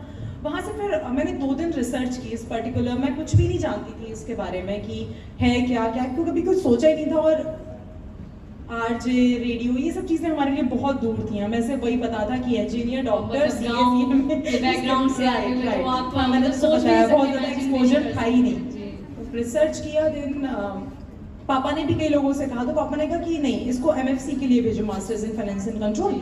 और क्या मास भी, जब किसी को पता ही नहीं है तो कोई क्या बताएगा, सबके लिए ये मास नहीं है। कॉम आज भी मतलब छोटे शहरों में मास कॉम का नहीं कोई मतलब समझते नहीं लोग। समझ आता बट किसी को। I choose mass com. मैंने कहा नहीं, मुझे अब यही करना है। जी। मैंने वहाँ से अपना बोरिया बिस्तरा बांधा, मैं वापस अलीगढ़ आ गई। Then I started my studies with mass communication only, और उसका ये रिजल्ट है कि आज मैं यहाँ पर हूँ। नहीं तो मतलब एक होता है ना कि कॉमर्स से अगर आपने ली थी तो आपने CA और CS करने का क्यों नहीं सोचा? बताया ना CW, वो एक सेम लाइन है। CW, हाँ। हाँ। तो आप आपके मतलब जब आपने RJ बनने का मतलब आपके मन में कैसे ख्याल है? जैसे बाय एक्सीडेंट मास कम्युनिकेशन था तो हाँ, फिर मैं आप बताती हूँ, CSW छोड़ मास दिया। कम्युनिकेशन जैसे एक्सीडेंट था, रेडियो में आना भी वैसे ही एक्सीडेंट था, मतलब आपकी लाइफ फुल ऑफ एक्सीडेंट्स है, हम ये भी मान सकते हैं। ऐसा भी नहीं है, पर कहते हैं ना कि कुछ चीज़ें कनेक्टेड होती हैं। क्योंकि पहले मुझसे कई बार लोगों ने कॉम्प्लीमेंट दिया था, when I was in school, when I was in college, कि मुझसे कई लोगों ने ये बात बोली थी कि आपकी ना वॉइस बहुत अच्छी है and you should try for that. एक बार ही मुझे किसी ने वॉइस ओवर के लिए भी बुलाया, जब मेरे दिमाग में दूर दूर तक नहीं था कि मुझे RJ बनना होगा। तो चीज़ें कनेक्टेड होती हैं, लेकिन हम आइडेंटिफाई नहीं कर पाते। तो मेरी वॉइस की तारीफ इसलिए होती थी क्योंकि मुझे आज यहाँ आना था, लेकिन इस चीज़ पर मैंने कभी तवज्जो नहीं दी। तो इस तरीके से था। एक्चुअली मास कम्युनिकेशन में आने के बाद मेरा पूरा फोकस टेलीविजन पे था। मैंने इंटर्नशिप्स की, मैंने जितना भी सीखा है, work with NDTV, I work with news world India, मैंने मीडिया हाउसेस के साथ काम किया। तो radio was not in scene, कहीं था ही नहीं। बट कुछ फैमिली सर्कमस्टांसेस ऐसे थे कि आफ्टर कंप्लीटिंग माई एजुकेशन मैंने NDTV ज्वाइन किया and I settled there in Delhi. But मुझे वापस आना पड़ा किसी वजह से, और जब मैं यहाँ वापस आई, चीज़ें डिडंट वर्क आउट। जब चीज़ों ने उस तरीके से काम नहीं किया जैसे मैं सोच रही थी, then I got this opportunity. एकदम से बाई चांस मैं घर पे बैठी हुई थी एंड आई गॉट कॉल कि आपको AMU department, mass communication department से रिकमेंड किया and we are looking for RJ। तो ऐसे करके मैंने अप्लाई किया क्योंकि मेरे पास कुछ ऑप्शन नहीं था। अब जब मेरा इंटरव्यू हुआ तो एचआर ने मुझसे पूछा कि आप तो टेलीविजन बैकग्राउंड से हैं, लेकिन आपका वॉइस टेक्सचर बहुत अच्छा है, अगर हम आपको ज्वाइन कराते हैं, अगर हम आपको मौका देते हैं तो आप कितना दिन में सीख लेंगे? ऐसा जितना दिन में आप सिखा देंगे मैं सीख लूँगी। सो आई गॉट चांस एंड तब से 4 साल की मेरी जर्नी है रेडियो। तो जैसे आपने कहा कि आप टेलीविज़न बैकग्राउंड से भी, तो इससे जुड़ा ही मैं सवाल करना चाहूँगी कि अक्सर मतलब ऐसा होता है कि जो रेडियो के पीछे रहते हैं, मतलब पर्दे के पीछे भी जिसे हम कह सकते हैं, तो उनको वो फेम नहीं मिल पाता है जो एक टेलीविज़न पे जब आप सामने हैं, आपको लोग देख भी सकते हैं सुनने के साथ साथ, तो उनको जो फेम मिलता है। तो इसके बारे में आप क्या कहना चाहेंगे? मतलब आपका फेम जो है वो किस हद तक फेम में आप बिलीव करती हैं और आपको वो कहाँ तक फेम अगर मिला? आप अपने किसी भी काम को पूजा मानते हैं और अगर आप उसके लिए तपस्या करते हैं, तो एक राइटर अपनी कलम से भी उस फेम को पा लेता है जो एक एंकर पूरा टाइम टीवी पर रहकर भी नहीं पा पाता। तो इट्स ऑल अबाउट दैट शिद्दत जो आप अपने काम, आप अपने काम के प्रति जो दिखा पाते हैं, आप अपने काम से कितना प्यार कर पाते हैं। जी, तो चलिए अब आप एक सवाल आपसे, कि आपको पहली नजर का प्यार हुआ है? शायद नहीं। तो मतलब पहली नजर के प्यार में आप कितना विश्वास रखती हैं? मुझे बहुत ज़्यादा एक्सपीरियंस तो नहीं है, but I don't believe in love at first sight at all. तो ठीक है, आप लव एट फर्स्ट साइट में बिलीव नहीं रखती हैं, लेकिन एक थोड़ा सा और पर्सनल सवाल, कि जो आपने सोचा होगा ना, जो आपका लाइफ पार्टनर होंगे, उनकी कुछ इमेज तो आपने बनाई होगी ना, मतलब कैसा पार्टनर आप चाहती हैं? देखो, पार्टनर की मैंने इमेज नहीं बनाई, बट पिछले 2-3 सालों से एक कपल है जिसे मैं बहुत ज़्यादा एडमायर करती हूँ, एंड इस टाइम हमारे सामने भी बैठे हैं और मैं कई बार इस बात को कह चुकी हूँ कि आई डोंट नो कि इतनी अंडरस्टैंडिंग और हर टाइम इतनी स्माइल कहाँ से आती है। मिस्टर एंड मिसेस महलवाल, जोरदार तालियां हो जाए मिस्टर एंड मिसेस महलवाल के लिए। मैं जब भी मैम से मिलने घर पे जाती हूँ, सर से मुलाकात होती है, एक चीज मतलब झगड़ा क्यों नहीं होता है, इतनी अंडरस्टैंडिंग। आप झगड़ा होते हुए देखना चाहती हैं? आपको मैंने बहुत हैप्पी कपल अच्छे नहीं लग रहे हैं। वो झगड़ा भी इतना प्यार वाला होता है कि आप सोच भी नहीं सकते हो, मतलब लिटरली, मतलब आई एडमायर दिस कपल। मुझे अपने लाइफ पार्टनर का नहीं पता कि मैंने क्या सोचा है, बट एज अ कपल जब मैं सोचती हूँ तो I admire both of them seriously. तो मैम एक सवाल और आगे बढ़ते हैं। आप किसको अपना आइडियल मानती हैं और अपनी सफलता का क्रेडिट आप किसको देना चाहती हैं? देखिए, सफलता का क्रेडिट तो मैं पेरेंट्स को, टाइम को, बहुत सारी चीज़ें रोल प्ले करती हैं, तो मैं सिर्फ किसी एक का नाम नहीं ले सकती। और रही बात आइडल मानने की, तो I believe no one is perfect, but हर इंसान कुछ ना कुछ सिखाता है। राइट, ये आपने बिल्कुल सही बात कही। मतलब टीचर्स डे पे भी जब हम क्रेडिट देते हैं तो सिर्फ हम टीचर्स को क्रेडिट देते हैं। Right. हमें उन इंसिडेंट्स जो हमारे साथ होते हैं, कुछ लोग अच्छे लोग हमारी लाइफ में आते हैं, कुछ बुरे, तो सीखते हम दोनों से ही हैं। बिल्कुल। अच्छे लोगों से अच्छी चीजें, बुरे लोगों से कि हाँ अब हमें किस चीज से बच के रहना चाहिए। मतलब सभी लोग कुछ ना कुछ मैं सिखाते कहीं ना हैं। कहीं, मतलब मैं सबको ऑब्जर्व करती हूँ और जो चीज़ मुझे बहुत अच्छी लगती है मैं उसे अपनी लाइफ में ज़रूर अप्लाई करती हूँ। तो मैं किसी एक को आइडल ना मान के हर इंसान को देखने में और परखने में बिलीव करती हूँ। चलिए, अब मेरा आखिरी सवाल, आप हमारी ऑडियंस और हमारी यूथ को कुछ मैसेज देना चाहेंगी? देखिए, ऑडियंस में तो मुझसे भी बहुत बड़े बड़े लोग बैठे हैं, तो उनसे तो मैं क्या ही कहूँगी, उनका सिर्फ आशीर्वाद लेना चाहूँगी। लेकिन मैं यूथ से ज़रूर एक बात कहना चाहूँगी कि हम जिस एरा में जी रहे हैं, कुछ लोग इसे टिकटॉक एरा कहते हैं, इसको कुछ लोग सोशल मीडिया एरा कहते हैं, और इसने हमारी लाइफ को पूरी तरह से चेंज कर दिया है। आप इस चीज़ को एक्सेप्ट करें या ना करें, बट कहीं ना कहीं हम शो ऑफ में ज़्यादा बिलीव करने लगे हैं कि हम करते कम हैं, दिखाते ज़्यादा हैं, और हमें हर चीज़ को सोशल मीडिया प्लेटफॉर्म पे डालना होता है। तो कहीं ना कहीं एक शॉर्ट टर्म सेटिस्फेक्शन को जो हमने अपनी लाइफस्टाइल बना लिया है, हमें इससे खुद को बाहर निकालना होगा। ये एडिक्शन हमारे लिए बहुत बुरा है, और अगर हम सच में कुछ करना चाहते हैं, हमें सोशल मीडिया का सही इस्तेमाल समझना होगा। इस कहते हैं ना, ये सिक्के के दो पहलू होते हैं और दोनों को आपको ही समझना होगा। बिग एफएम की हमारी टैग लाइन है, धुन बदल के तो देखो।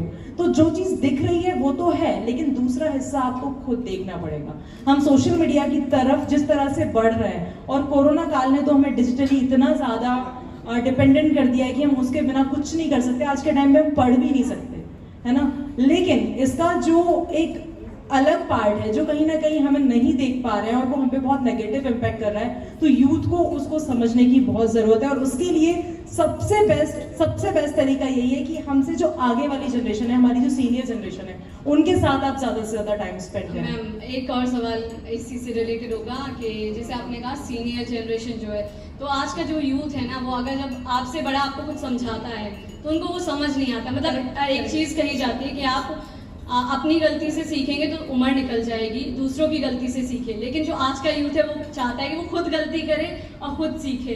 तो मतलब आप क्या यूथ से कहना चाहेंगे कि मतलब इन गलतियों को कहाँ तक रोक सकते हैं आप और दूसरों की गलतियों से कहाँ तक सीख सकते हैं? पता है, जब हमारी जो लाइफ है ना, अगर हम कहीं ना कहीं देखें तो हम पूरी तरह से फिल्मों से इंस्पायर्ड होते हैं। हमारी फिल्में कहती हैं ज़िंदगी बहुत छोटी है, कुछ फिल्में कहती हैं हमारे पास वक्त बहुत ज़्यादा है, बट सच्चाई यही है कि वक्त निकल रहा है, ज़्यादा या कम तो किसी को नहीं पता। और अगर आपके पास इतना समय वाकई में है कि आप गलतियाँ करते रहें फिर सीखें, then it's up to you. But I believe कि अगर मेरे सामने कोई गलती कर रहा है तो मैं उसकी गलती से सीख लूँ। मैंने आपको बताया ना कि हर चीज़ कुछ ना कुछ सिखाती है, आपसे लेकर कुछ नहीं जाता। अगर आप कोई अटेम्प्ट ले रहे हो या अगर आप किसी में अपना टाइम इन्वेस्ट कर रहे हो, तो या तो आपको कुछ मिलेगा या आपको कोई सीख मिलेगी, आपके लिए वेस्ट वो भी नहीं जाएगा। तो आप उस गलती को भी क्यों वेस्ट जाने दे रहे हो, क्योंकि उसमें भी आपने अपना टाइम इन्वेस्ट किया है ना, तो आप उससे सीखने की कोशिश करें। और हम कहते हैं सबसे ज़्यादा कीमती चीज़ समय है, तो हम इसे क्यों व्यर्थ कर रहे हैं। Thank you so much ma'am, हमारे साथ आने के लिए और अपनी ज़िंदगी से जुड़े हुए पहलुओं से ऑडियंस को रूबरू कराने के लिए थैंक यू सो मच।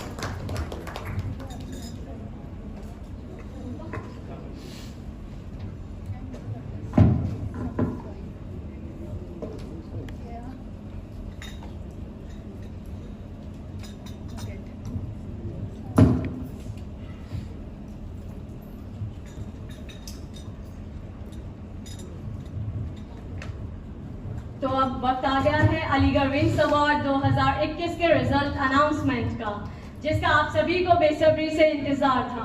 मैं रिक्वेस्ट करूंगी हमारे honourable chief guest mister Mansoor Hasan साहब और हमारे एनजीओ के president mister Sameer Sherwani sir से कि वो स्टेज पर आए और हमारे अवार्डीज को सम्मानित करें। तो देवी और सज्जनों, लीजिए हाजिर है आपके सामने सर, एक बार जोरदार तालियां हो जाएं।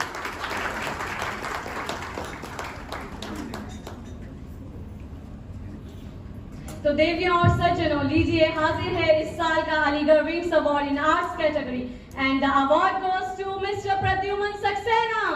Pradyuman sir, please come on stage.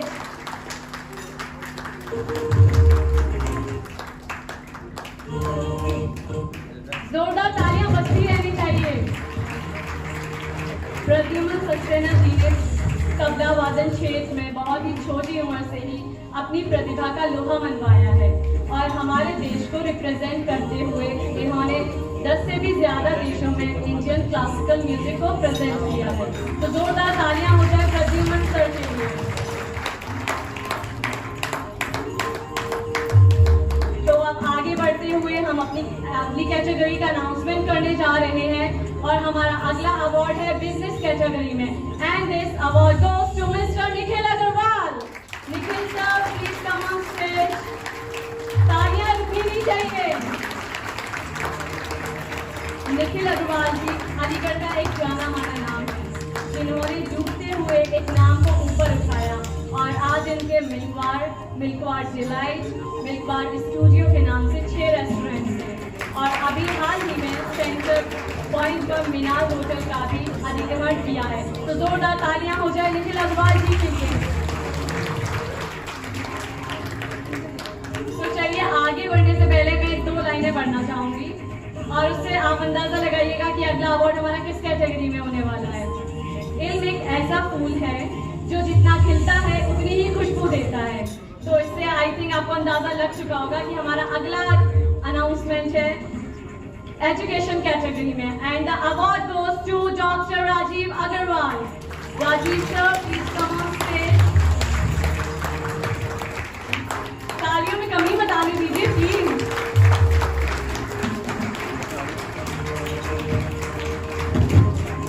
Rajiv Agarwal जी के पास प्रोफेसरशिप का ऑफर था, लेकिन उन्होंने उसके बजाय शासनीय विद्यापीठ इंटर कॉलेज के प्रिंसिपल का पद ग्रहण किया और उस स्कूल की पूरी काया पलट। साथ ही आपको स्टेट और नेशनल लेवल का बेस्ट टीचर अवार्ड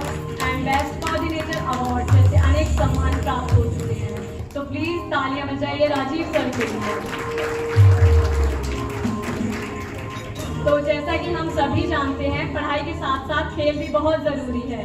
जिस तरह पढ़ाई में लोग सक्सेस पाते हैं, आगे बढ़ते हैं, एक पहचान बनाते हैं और मिसाल कायम करते हैं, उसी तरह खेल भी खिलाड़ी को पहचान दिलाता है और खिलाड़ी करोड़ों युवाओं के लिए मिसाल बनते हैं और खिलाड़ी देश के लिए ओलंपिक मेडल्स भी लाते हैं। तो इसी कैटेगरी में मैं बुलाना चाहूँगी sports category, and the award goes to Miss Anam Fatima. Anam Fatima, please come on stage.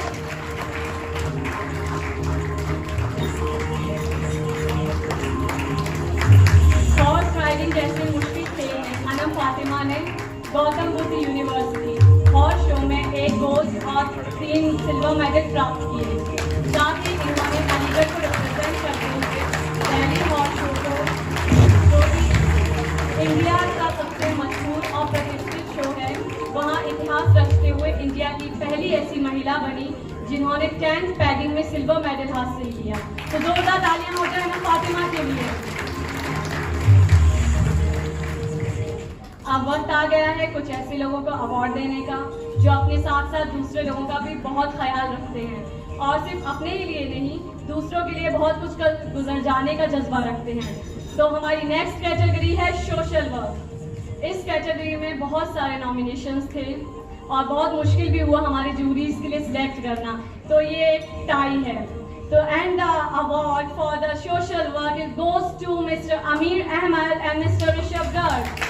मैं रिक्वेस्ट करूंगी मिस्टर अमीर अहमद सर से, sir please come on stage. Aamir Ahmad साहब ने मनप्पत फाउंडेशन और विजन 2040 प्रोजेक्ट के तहत अलीगढ़ और आसपास के अन्य जिलों में मार्जिनलाइज्ड और अंडर प्रिविलेज्ड कम्युनिटीज के लिए 12 स्कूल बनाए। साथ ही आपने अलीगढ़ मुस्लिम यूनिवर्सिटी और कुछ NGOs के साथ कोलैबोरेट करके हेल्थ, एजुकेशन और न्यूट्रिशन जैसे क्षेत्र के लिए काम किया। साथ ही इन्होंने मुजफ्फरनगर में हाफिज बच्चों के लिए एक इंस्टीट्यूशन बनाया जहां 4 साल के प्रोग्राम में नीट और JEE की प्रिपरेशन भी करवाई जाती है। तो जोरदार तालियां हो जाए अमीर साहब को।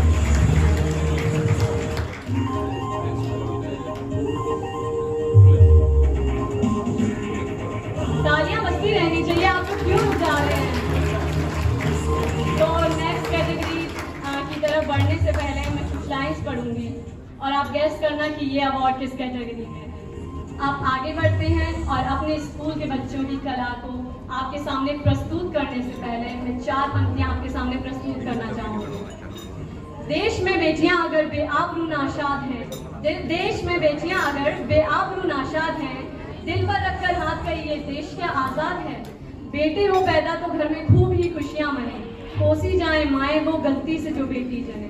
बेटे को राजा कहे, दीपक कहे, सम्मान दें, बस चले तो बेटियों को जान से ही मार दें। ना ये डोले ना ये बोले, मन की कुछ ना कर सके, काटे गए हैं पंख इनके, ऊंची ना ये उड़ सके। जिसका पैदा हो नहीं अपशगुन नापाक है, बेटियों की जिंदगी ये जिंदगी क्या खाक है।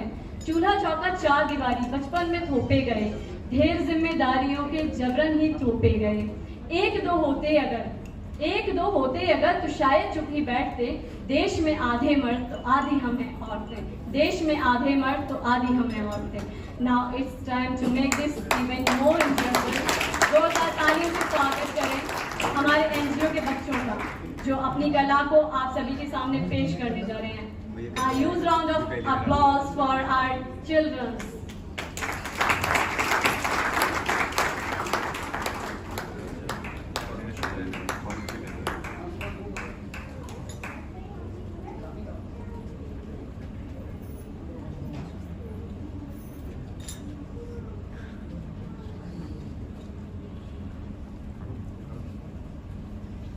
हैं बेटियां, आंगन की तुलसी बन घर को बहकाती हैं बेटियां, हंसी ठिठोली कर सबका मन बहलाती हैं बेटियां, पायल की रुंझुन से गुनगुनाती हैं बेटियां, पानी से निर्मल स्वच्छ नजर आती हैं बेटियां। क्यों देखते हैं दोयम निगाहों से इन्हें जमाने वाले, किसी भी मकान को घर बनाती हैं बेटियां। बेटियां हर घर का सम्मान गर्व होती हैं। क्या नहीं सुनाई देती तुम्हें उस अजन्मी बेटी की आवाज़ जो करा रहे तुम्हारे ही अंदर बार बार। मत छीनो उसके जीने का अधिकार, आने दो उसको भी जग में, लेने दो आकार।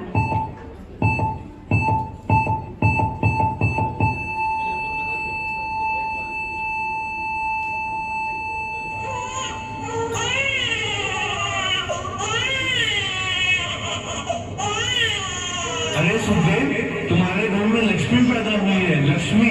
क्या क्या कहा डॉक्टर साहब? लड़की पैदा हुई? मैंने तो सोचा था डॉक्टर साहब कि लड़का पैदा होगा और मेरे वंश को आगे बढ़ाएगा। अब मैं क्या करूं? यार डॉक्टर साहब, ये लड़की मुझे दे दो।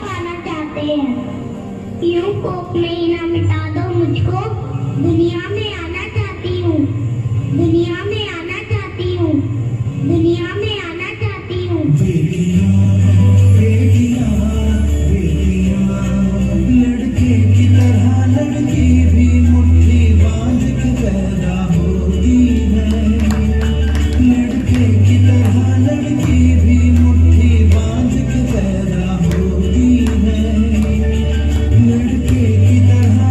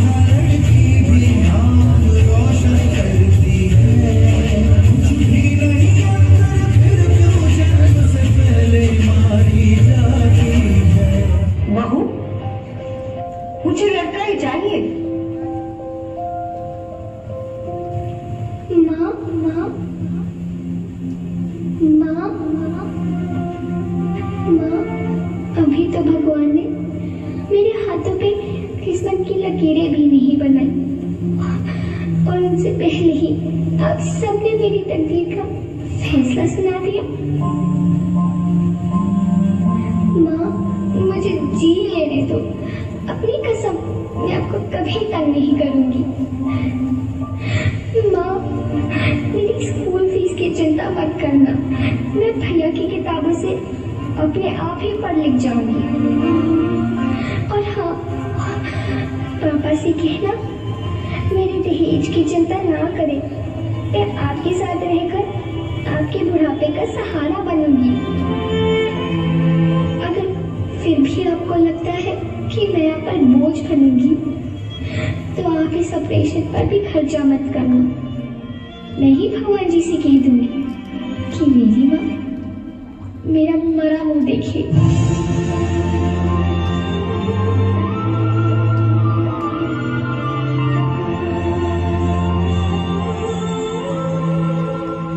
कोख को कबर न बनाए, खुशी खुशी बिटिया को दुनिया में लाए।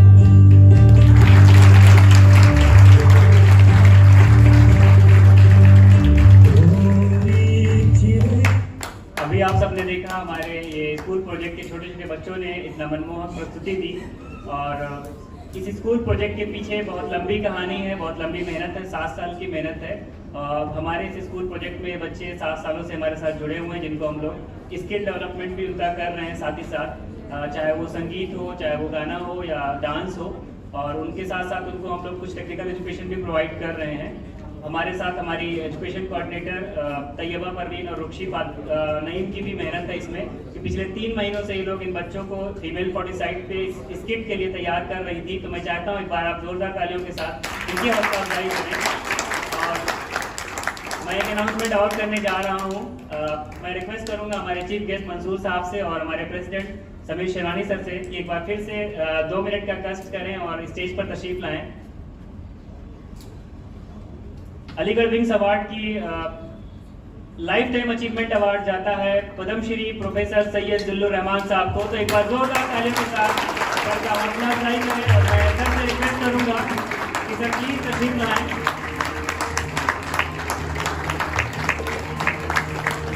प्रोफेसर सैयद जिल्लुर रहमान साहब।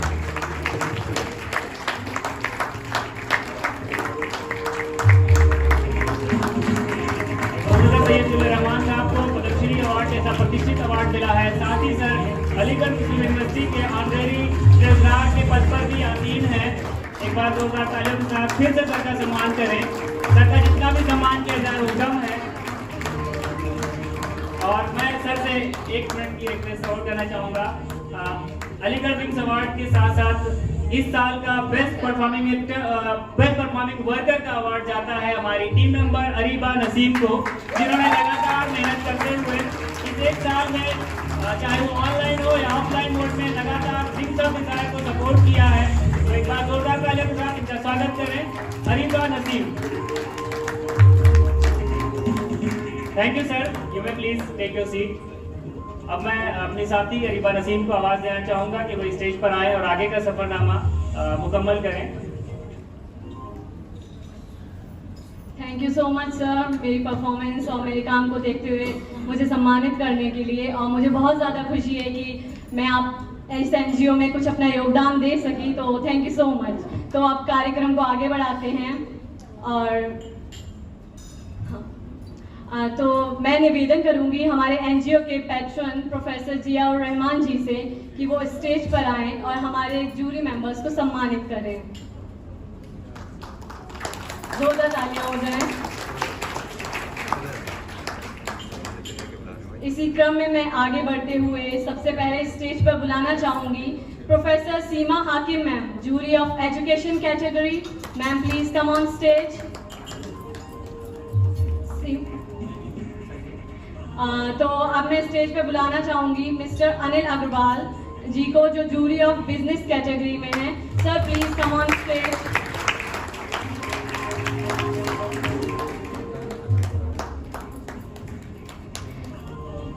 सर ने गांधी जी के सपने को साकार करते हुए खादी को प्रमोट किया और बहुत से बेरोजगारों और महिलाओं को खादी के उद्योग से जोड़ा और उनको रोजगार दिया।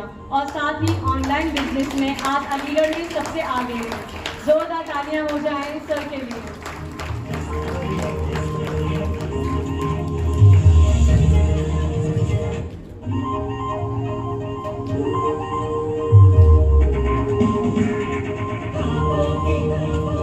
अब मैं स्टेज पर बुलाना चाहूंगी professor Azam Haseen, jury of social work. Sir please come on stage.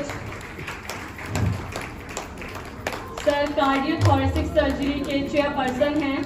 Sir ने दिल के खास तौर पर बच्चों के बहुत ही क्रिटिकल फ्री ऑपरेशंस किए हैं और सर इस सामाजिक कामों में बहुत ही एक्टिव रहते हैं, तो जोरदार तालियां हो जाए सर के लिए।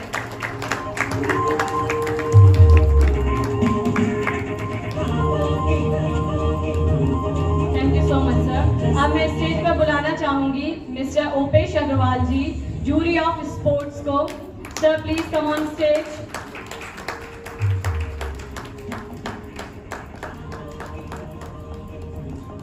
ओपेश सर स्पोर्ट्स की फील्ड में बहुत योगदान रहा ओपेश सर का। सर खुद भी टाइकोमांडो के प्लेयर रहे हैं, साथ ही स्पोर्ट्स में अलीगढ़ की बहुत सी एसोसिएशंस के अहम पदों पर कार्यरत रहे हैं, तो जोरदार तालियां हो जाए ओपेश सर के लिए।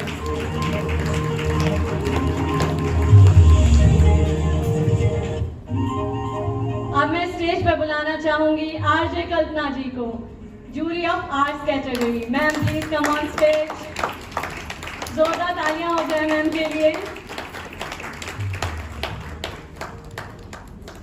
आरजे कल्पना, जिन्हें अलीगढ़ की आवाज भी कहा जाता है, ये इलेक्शन कमीशन ऑफ यूपी, नगर निगम अलीगढ़ के ब्रांड एम्बेसडर रही हैं और हाल ही में इन्हें 2022 के असेंबली इलेक्शन के लिए स्ट्रीट आइकन भी बनाया गया है, तो जोरदार तालियां हो जाए कल्पना मैम के लिए।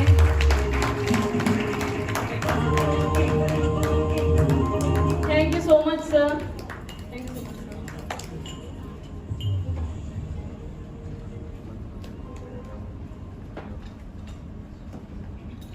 तो अब मैं स्टेज पे बुलाना चाहूंगी हमारे वाइस प्रेसिडेंट सर अब्दुल अजीम सर को कि वो स्टेज पर आएं और हमारे स्पेशल गेस्ट को सम्मानित करें।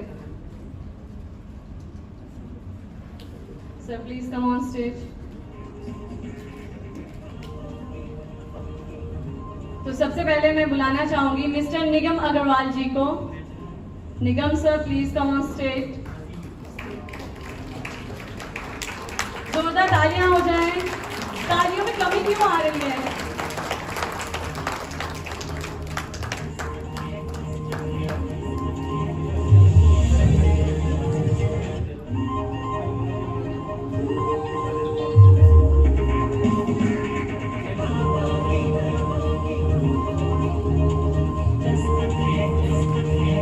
जोरदार तालियां हो जाएं सर के लिए।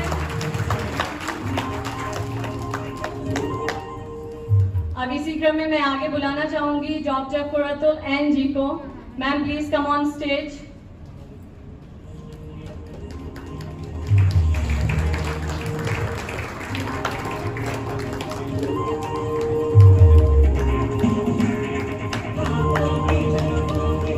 जोरदार तालियां हो जाए मैम के लिए।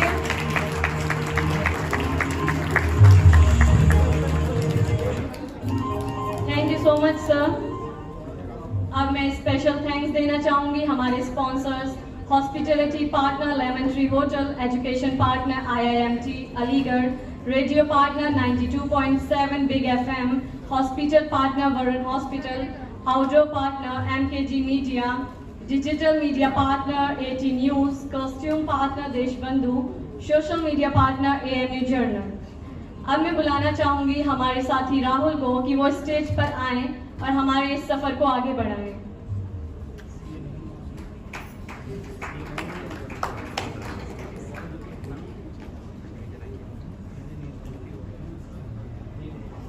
वो ताकत की बात करते हैं, हम हौसलों की बातों पर जाते हैं। वो खिले हुए फूलों की बात करते हैं, हम बुझे चूल्हों की बात बताते हैं। जब सबको सम्मानित किया जा रहा है तो हम अपने NGO से जुड़े लोगों को कैसे भूल सकते हैं। हमारे NGO मेंबर्स को फेलिसिटेट करने के लिए मैं अब निवेदन करूंगा SP ट्रैफिक सर से कि वो स्टेज पर आएं और हमारे NGO के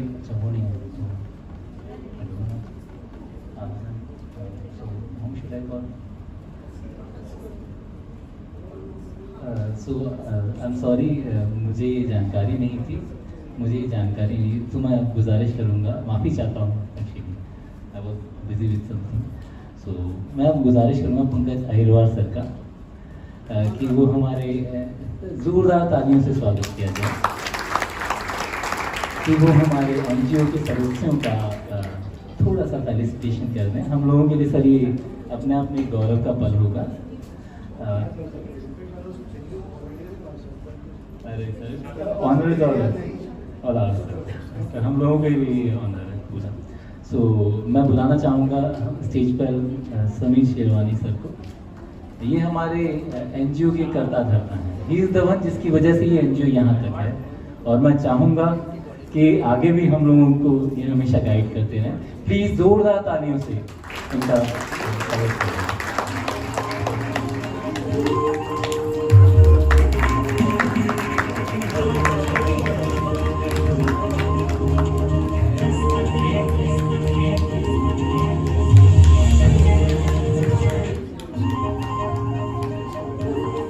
आपको बुलाना चाहूँगा अब्दुल अजीम भाई को।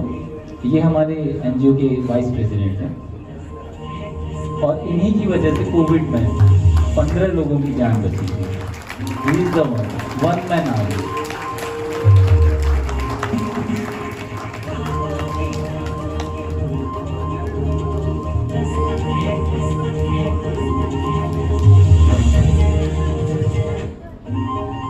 अब मैं बुलाना चाहूँगा अजीम खान, अजीम भाई जो हमारे यहाँ के सेक्रेटरी हैं।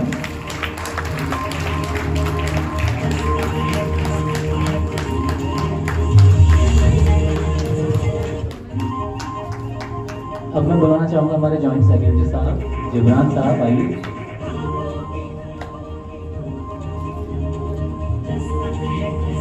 इस लड़के ने बहुत, इस पूरे इवेंट को सफल करने के लिए इसने बहुत मेहनत, he is the one.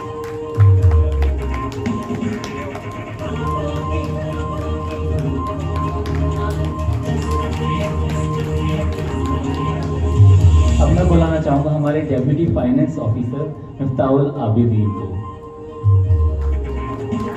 Please जोरदार तालियां से। ये वो लड़का है जो हमारी सिरदर्दी अपने सर पर लेता है।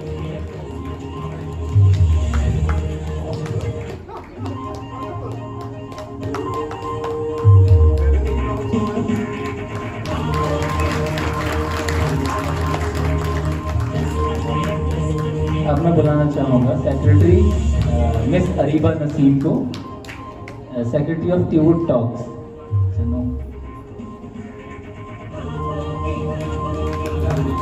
ये हमारी टीवुड टॉक्स की सेक्रेटरी है।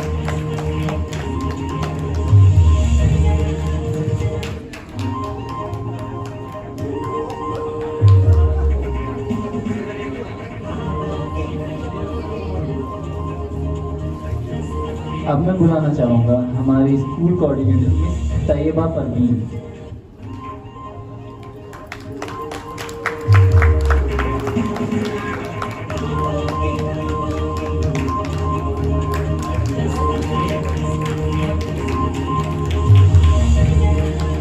अब मैं बुलाना चाहूँगा मिस रुक्सी नईम जो हमारी स्कूल सुपरवाइजर है।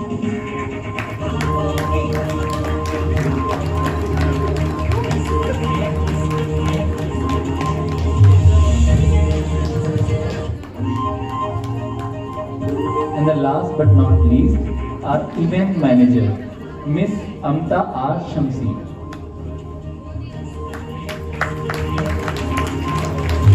छोटी सी बच्ची हमारी इवेंट मैनेजर है। हम इसे छोटा पैकेट बड़ा धमाका करते हैं।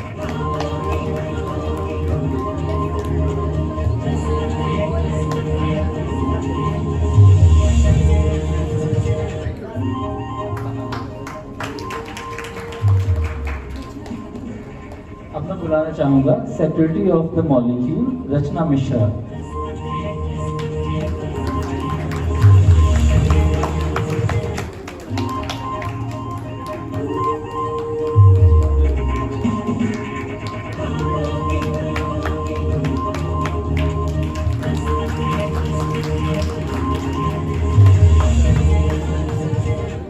स्टेज पर आमंत्रित करना चाहूँगा अरीबा नसीम मेरी लड़की को, जो स्टेज पर हैं और आगे एक कार्यक्रम करवाएं। Areeba Naseem.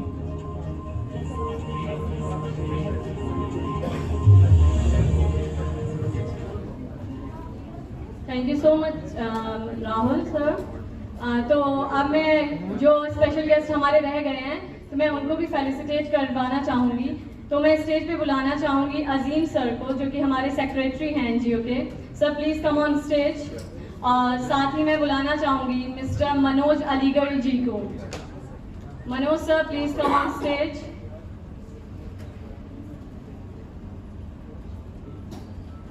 Manoj sir photo journalist हैं टाइम्स ऑफ इंडिया के, तो जोरदार तालियां हो जाए मनोज सर के लिए।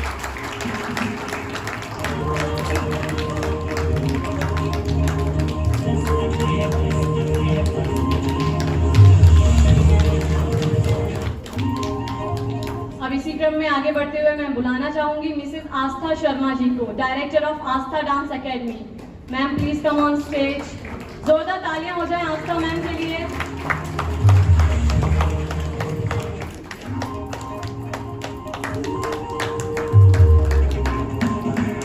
तालियां रुकनी नहीं चाहिए।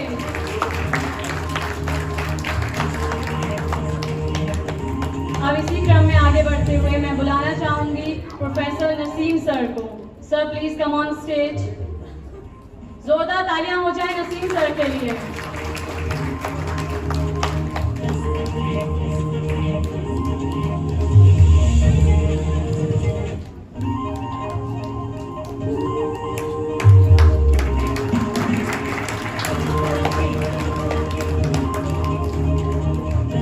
Thank you so much sir.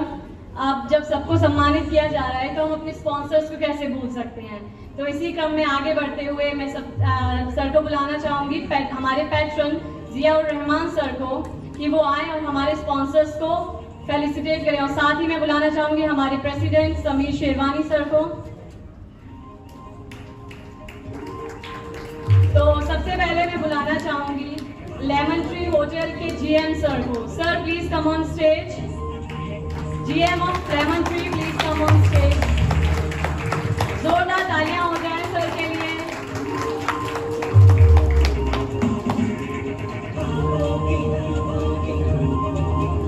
तालियां बजती रहनी चाहिए।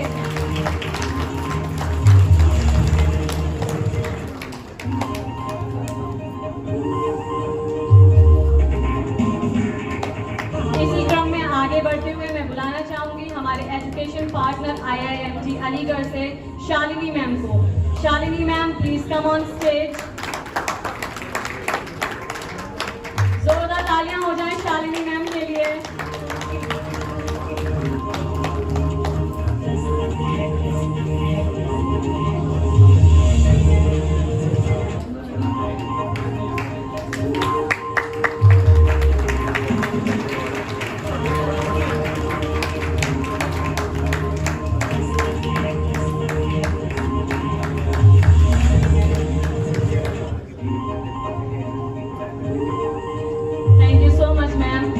आगे बढ़ते हुए मैं बुलाना चाहूंगी हमारी रेडियो पार्टनर 92.7 बिग FM से आरजे कल्पना को। Ma'am please come on stage. जोरदार तालियां हो जाए आरजे कल्पना के लिए।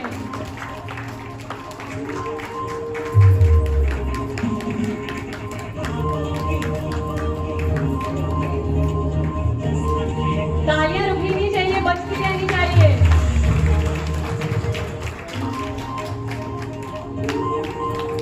अब मैं स्टेज पर बुलाना चाहूंगी हमारे हॉस्पिटल पार्टनर वरुण हॉस्पिटल से प्रतिभा मैम को। Pratibha ma'am please come on stage.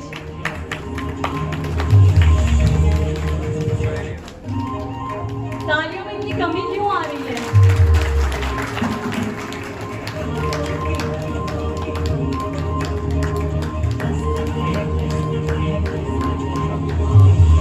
अब मैं बुलाना चाहूंगी हमारे आउटडोर पार्टनर MKG मीडिया से। प्लीज MKG मीडिया से अगर कोई है तो please come on stage. MKG media. तो अब मैं आगे बढ़ते हुए बुलाना चाहूंगी digital media partner AT news से सर को। Sir please come on stage. अब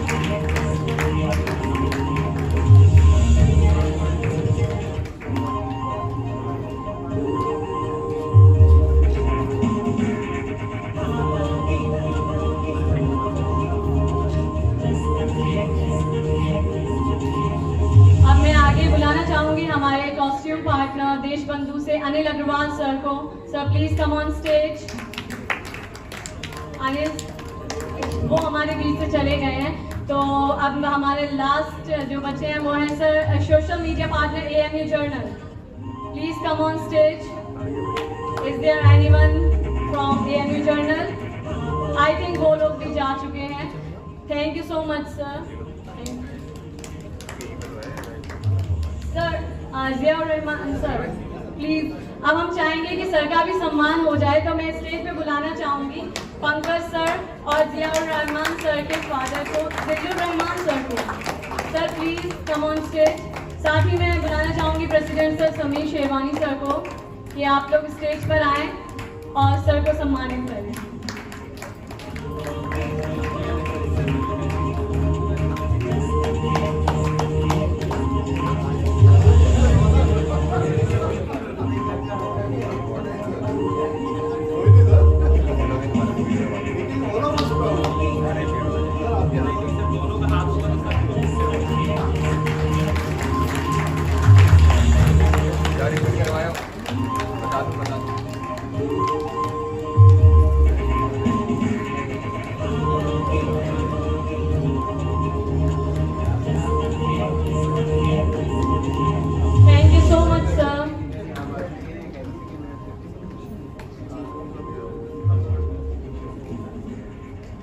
अभी कोई भी प्लीज जाइएगा मत, क्योंकि लास्ट में एक ग्रुप फोटो होगा सारे अवार्डीज, जूरी, स्पॉन्सर सभी लोगों का, स्पेशल गेस्ट एंड गेस्ट सभी लोगों का। प्लीज आप लोग कोई भी नहीं जाइएगा।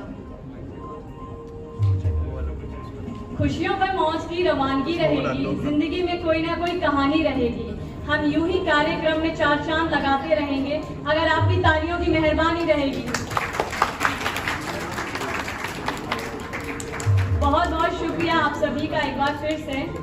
अब वक्त आ गया है इस प्रोग्राम को अलविदा करने का, तो हमारे चीफ गेस्ट से गुजारिश है कि आप स्टेज पर आने और कुछ प्रेरणापूर्वक शब्द कहें, जिससे हमारी ऑडियंस को आपसे कुछ सीखने को मिले और हम सब भी आपकी तरह अपनी लाइफ में एक सफल मुकाम हासिल कर सकें।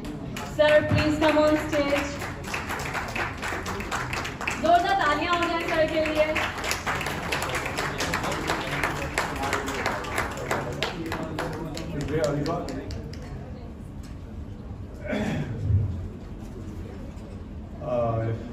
डायस पे बैठे हुए हज़रात, यहाँ पर आए हुए सारे मेहमान, बहुत ही खूबसूरत प्रोग्राम का एक अरेंजमेंट किया है यहाँ पे, और मैं इसके लिए समीर को बहुत कंग्रेचुलेट करना चाहता हूँ।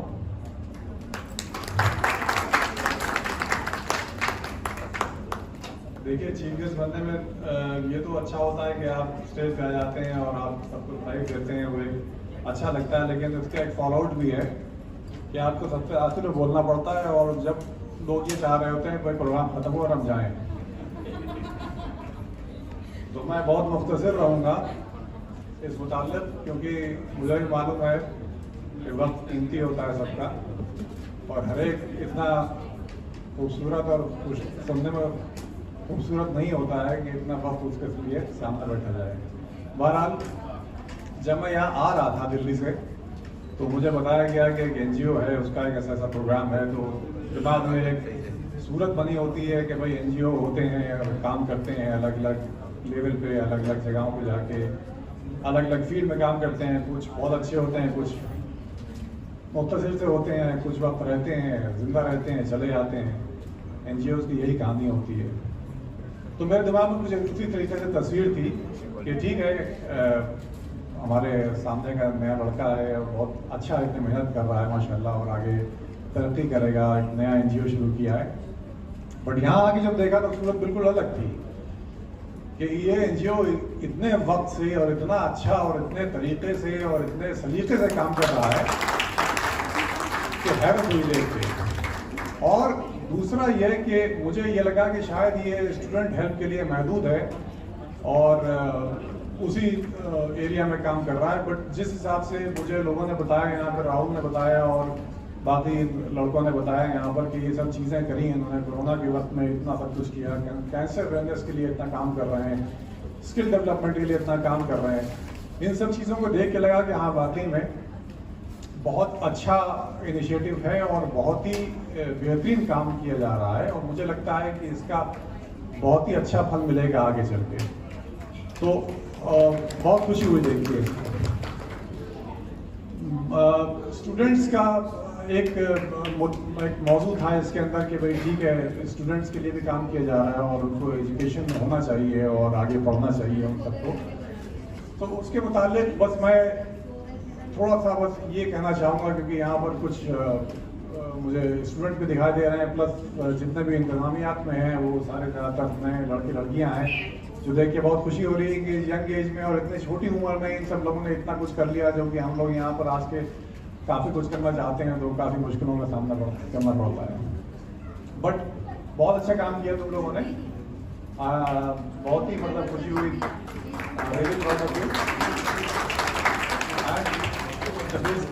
See, the basic thing is that apart from what you are doing from the point of view of education, which is very important, but I would also like to point out certain things which you also like to keep in mind, because I am having a slight more experience than you, not that much, जो कि यहाँ और हज़रात आए हुए हैं। See, there is one more thing which is giving education, and getting education is one of the most important thing. But apart from that, what I understand is that there is something called intellectual education. Okay, and there is a lack of intellectual literacy among ourselves.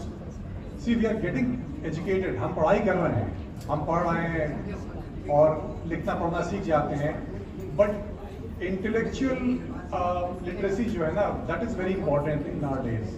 Why? There are certain things which I'd like to just point out. पढ़ाई के अलावा अगर इंसान के अंदर character और values और moral direction नहीं होगा तो वो सोसाइटी को कंट्रीब्यूट नहीं कर पाएगा। वो अपने लिए तो भला कर लेगा, अपने लिए रोजगार के नए आयाम निकाल लेगा और नया नौकरी मिल जाएगी उसको, लेकिन अगर उसके अंदर कैरेक्टर और वैल्यूज नहीं होगी ना तो वो आगे बढ़ना उसके लिए मुश्किल होगा। मैं जिस इंस्टीट्यूशन में काम करके 5 साल काम किए मैंने, लाल बहादुर शास्त्री एकेडमी में, उसका सिंबल क्या था, उसका मोटो क्या था? उसका मोटो था शीलम परम भूषणम, which means character is the highest virtue. पढ़ लिख के नौकरी कर लेना, एक ओहदा हासिल कर लेना, एक अच्छी पोजीशन हासिल कर लेना, चाहे आप बिजनेस में हो, चाहे आप जॉब में हो, चाहे आप एकेडमिक्स में हो, किसी में भी हो, वो एक अलग अचीवमेंट है। बट अगर वो जक्सटापोज नहीं है with right values and right character, तब वहाँ पर जो है सोसाइटी में डेवलपमेंट नहीं हो पाएगा। वहाँ पर लिटरेट तो रहेंगे लोग, लेकिन सोसाइटी में डेवलपमेंट नहीं हो पाएगा। तो ये बहुत बड़ी इंपॉर्टेंट चीज़ है। दूसरी चीज़ ये है कि since you are young people see they have got multitude of talents, उनके पास टैलेंट्स की कमी नहीं है। You are much more smarter than us, you are much more informed than us, and one more very important thing is that we should always learn to have the out of box thinking. Out of box thinking जो है ना वो बहुत ज़रूरी है, तुम लोगों के अंदर होना चाहिए। You should question the conventional wisdom.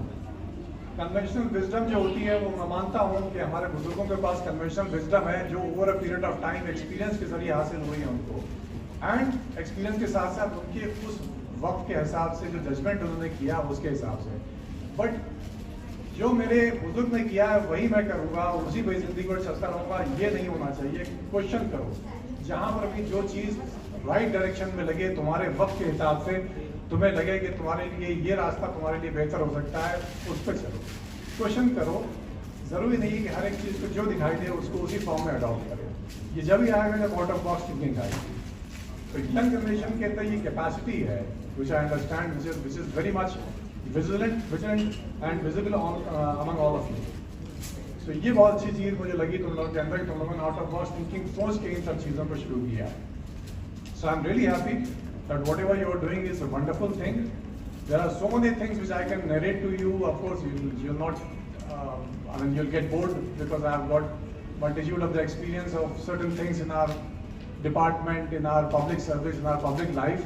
But मोटा मैं आपको लोगों को यही बताना चाहता हूँ कि since you are young, you are there, the future is there for you. So work for the future, work for the best of the future available for you. Do not dream low, dream high. And at the end of the day, just to summarize, I just want to add one more very important thing which is there in life, is that you should not forget enjoying the life. Life को enjoy करना कभी मत छोड़ो। जब मैंने नौकरी join की थी तो मेरे एक कोई सीनियर थे, उन्होंने मुझे समझाया था, जो कि मुझे समझ में आ गया, जो कि उस हद तक नहीं समझना चाहिए था, मैं कुछ ज़्यादा समझ गया। उन्होंने कहा था कि never marry your job, never marry your job. अपनी जॉब से मतलब मोहब्बत नहीं, you should be passionate about your job, delivery should be excellent, but जिंदगी नहीं है आपको मैं फना करती है अपनी जॉब के लिए। Your job should be there to give you sustenance, but there are 8 hours के बाद 16 घंटे भी होते हैं लाइफ के अंदर जो तुम्हें एंजॉय करने हैं, जो तुम्हारे अपने हैं। तो अपनी जिंदगी को एंजॉय करना कभी मत छोड़ना और फ्लोट करती जाएगी तुम्हारी जिंदगी राइट डायरेक्शन में। Character, values and enjoyment, there are 3 important things in a life. Thank you.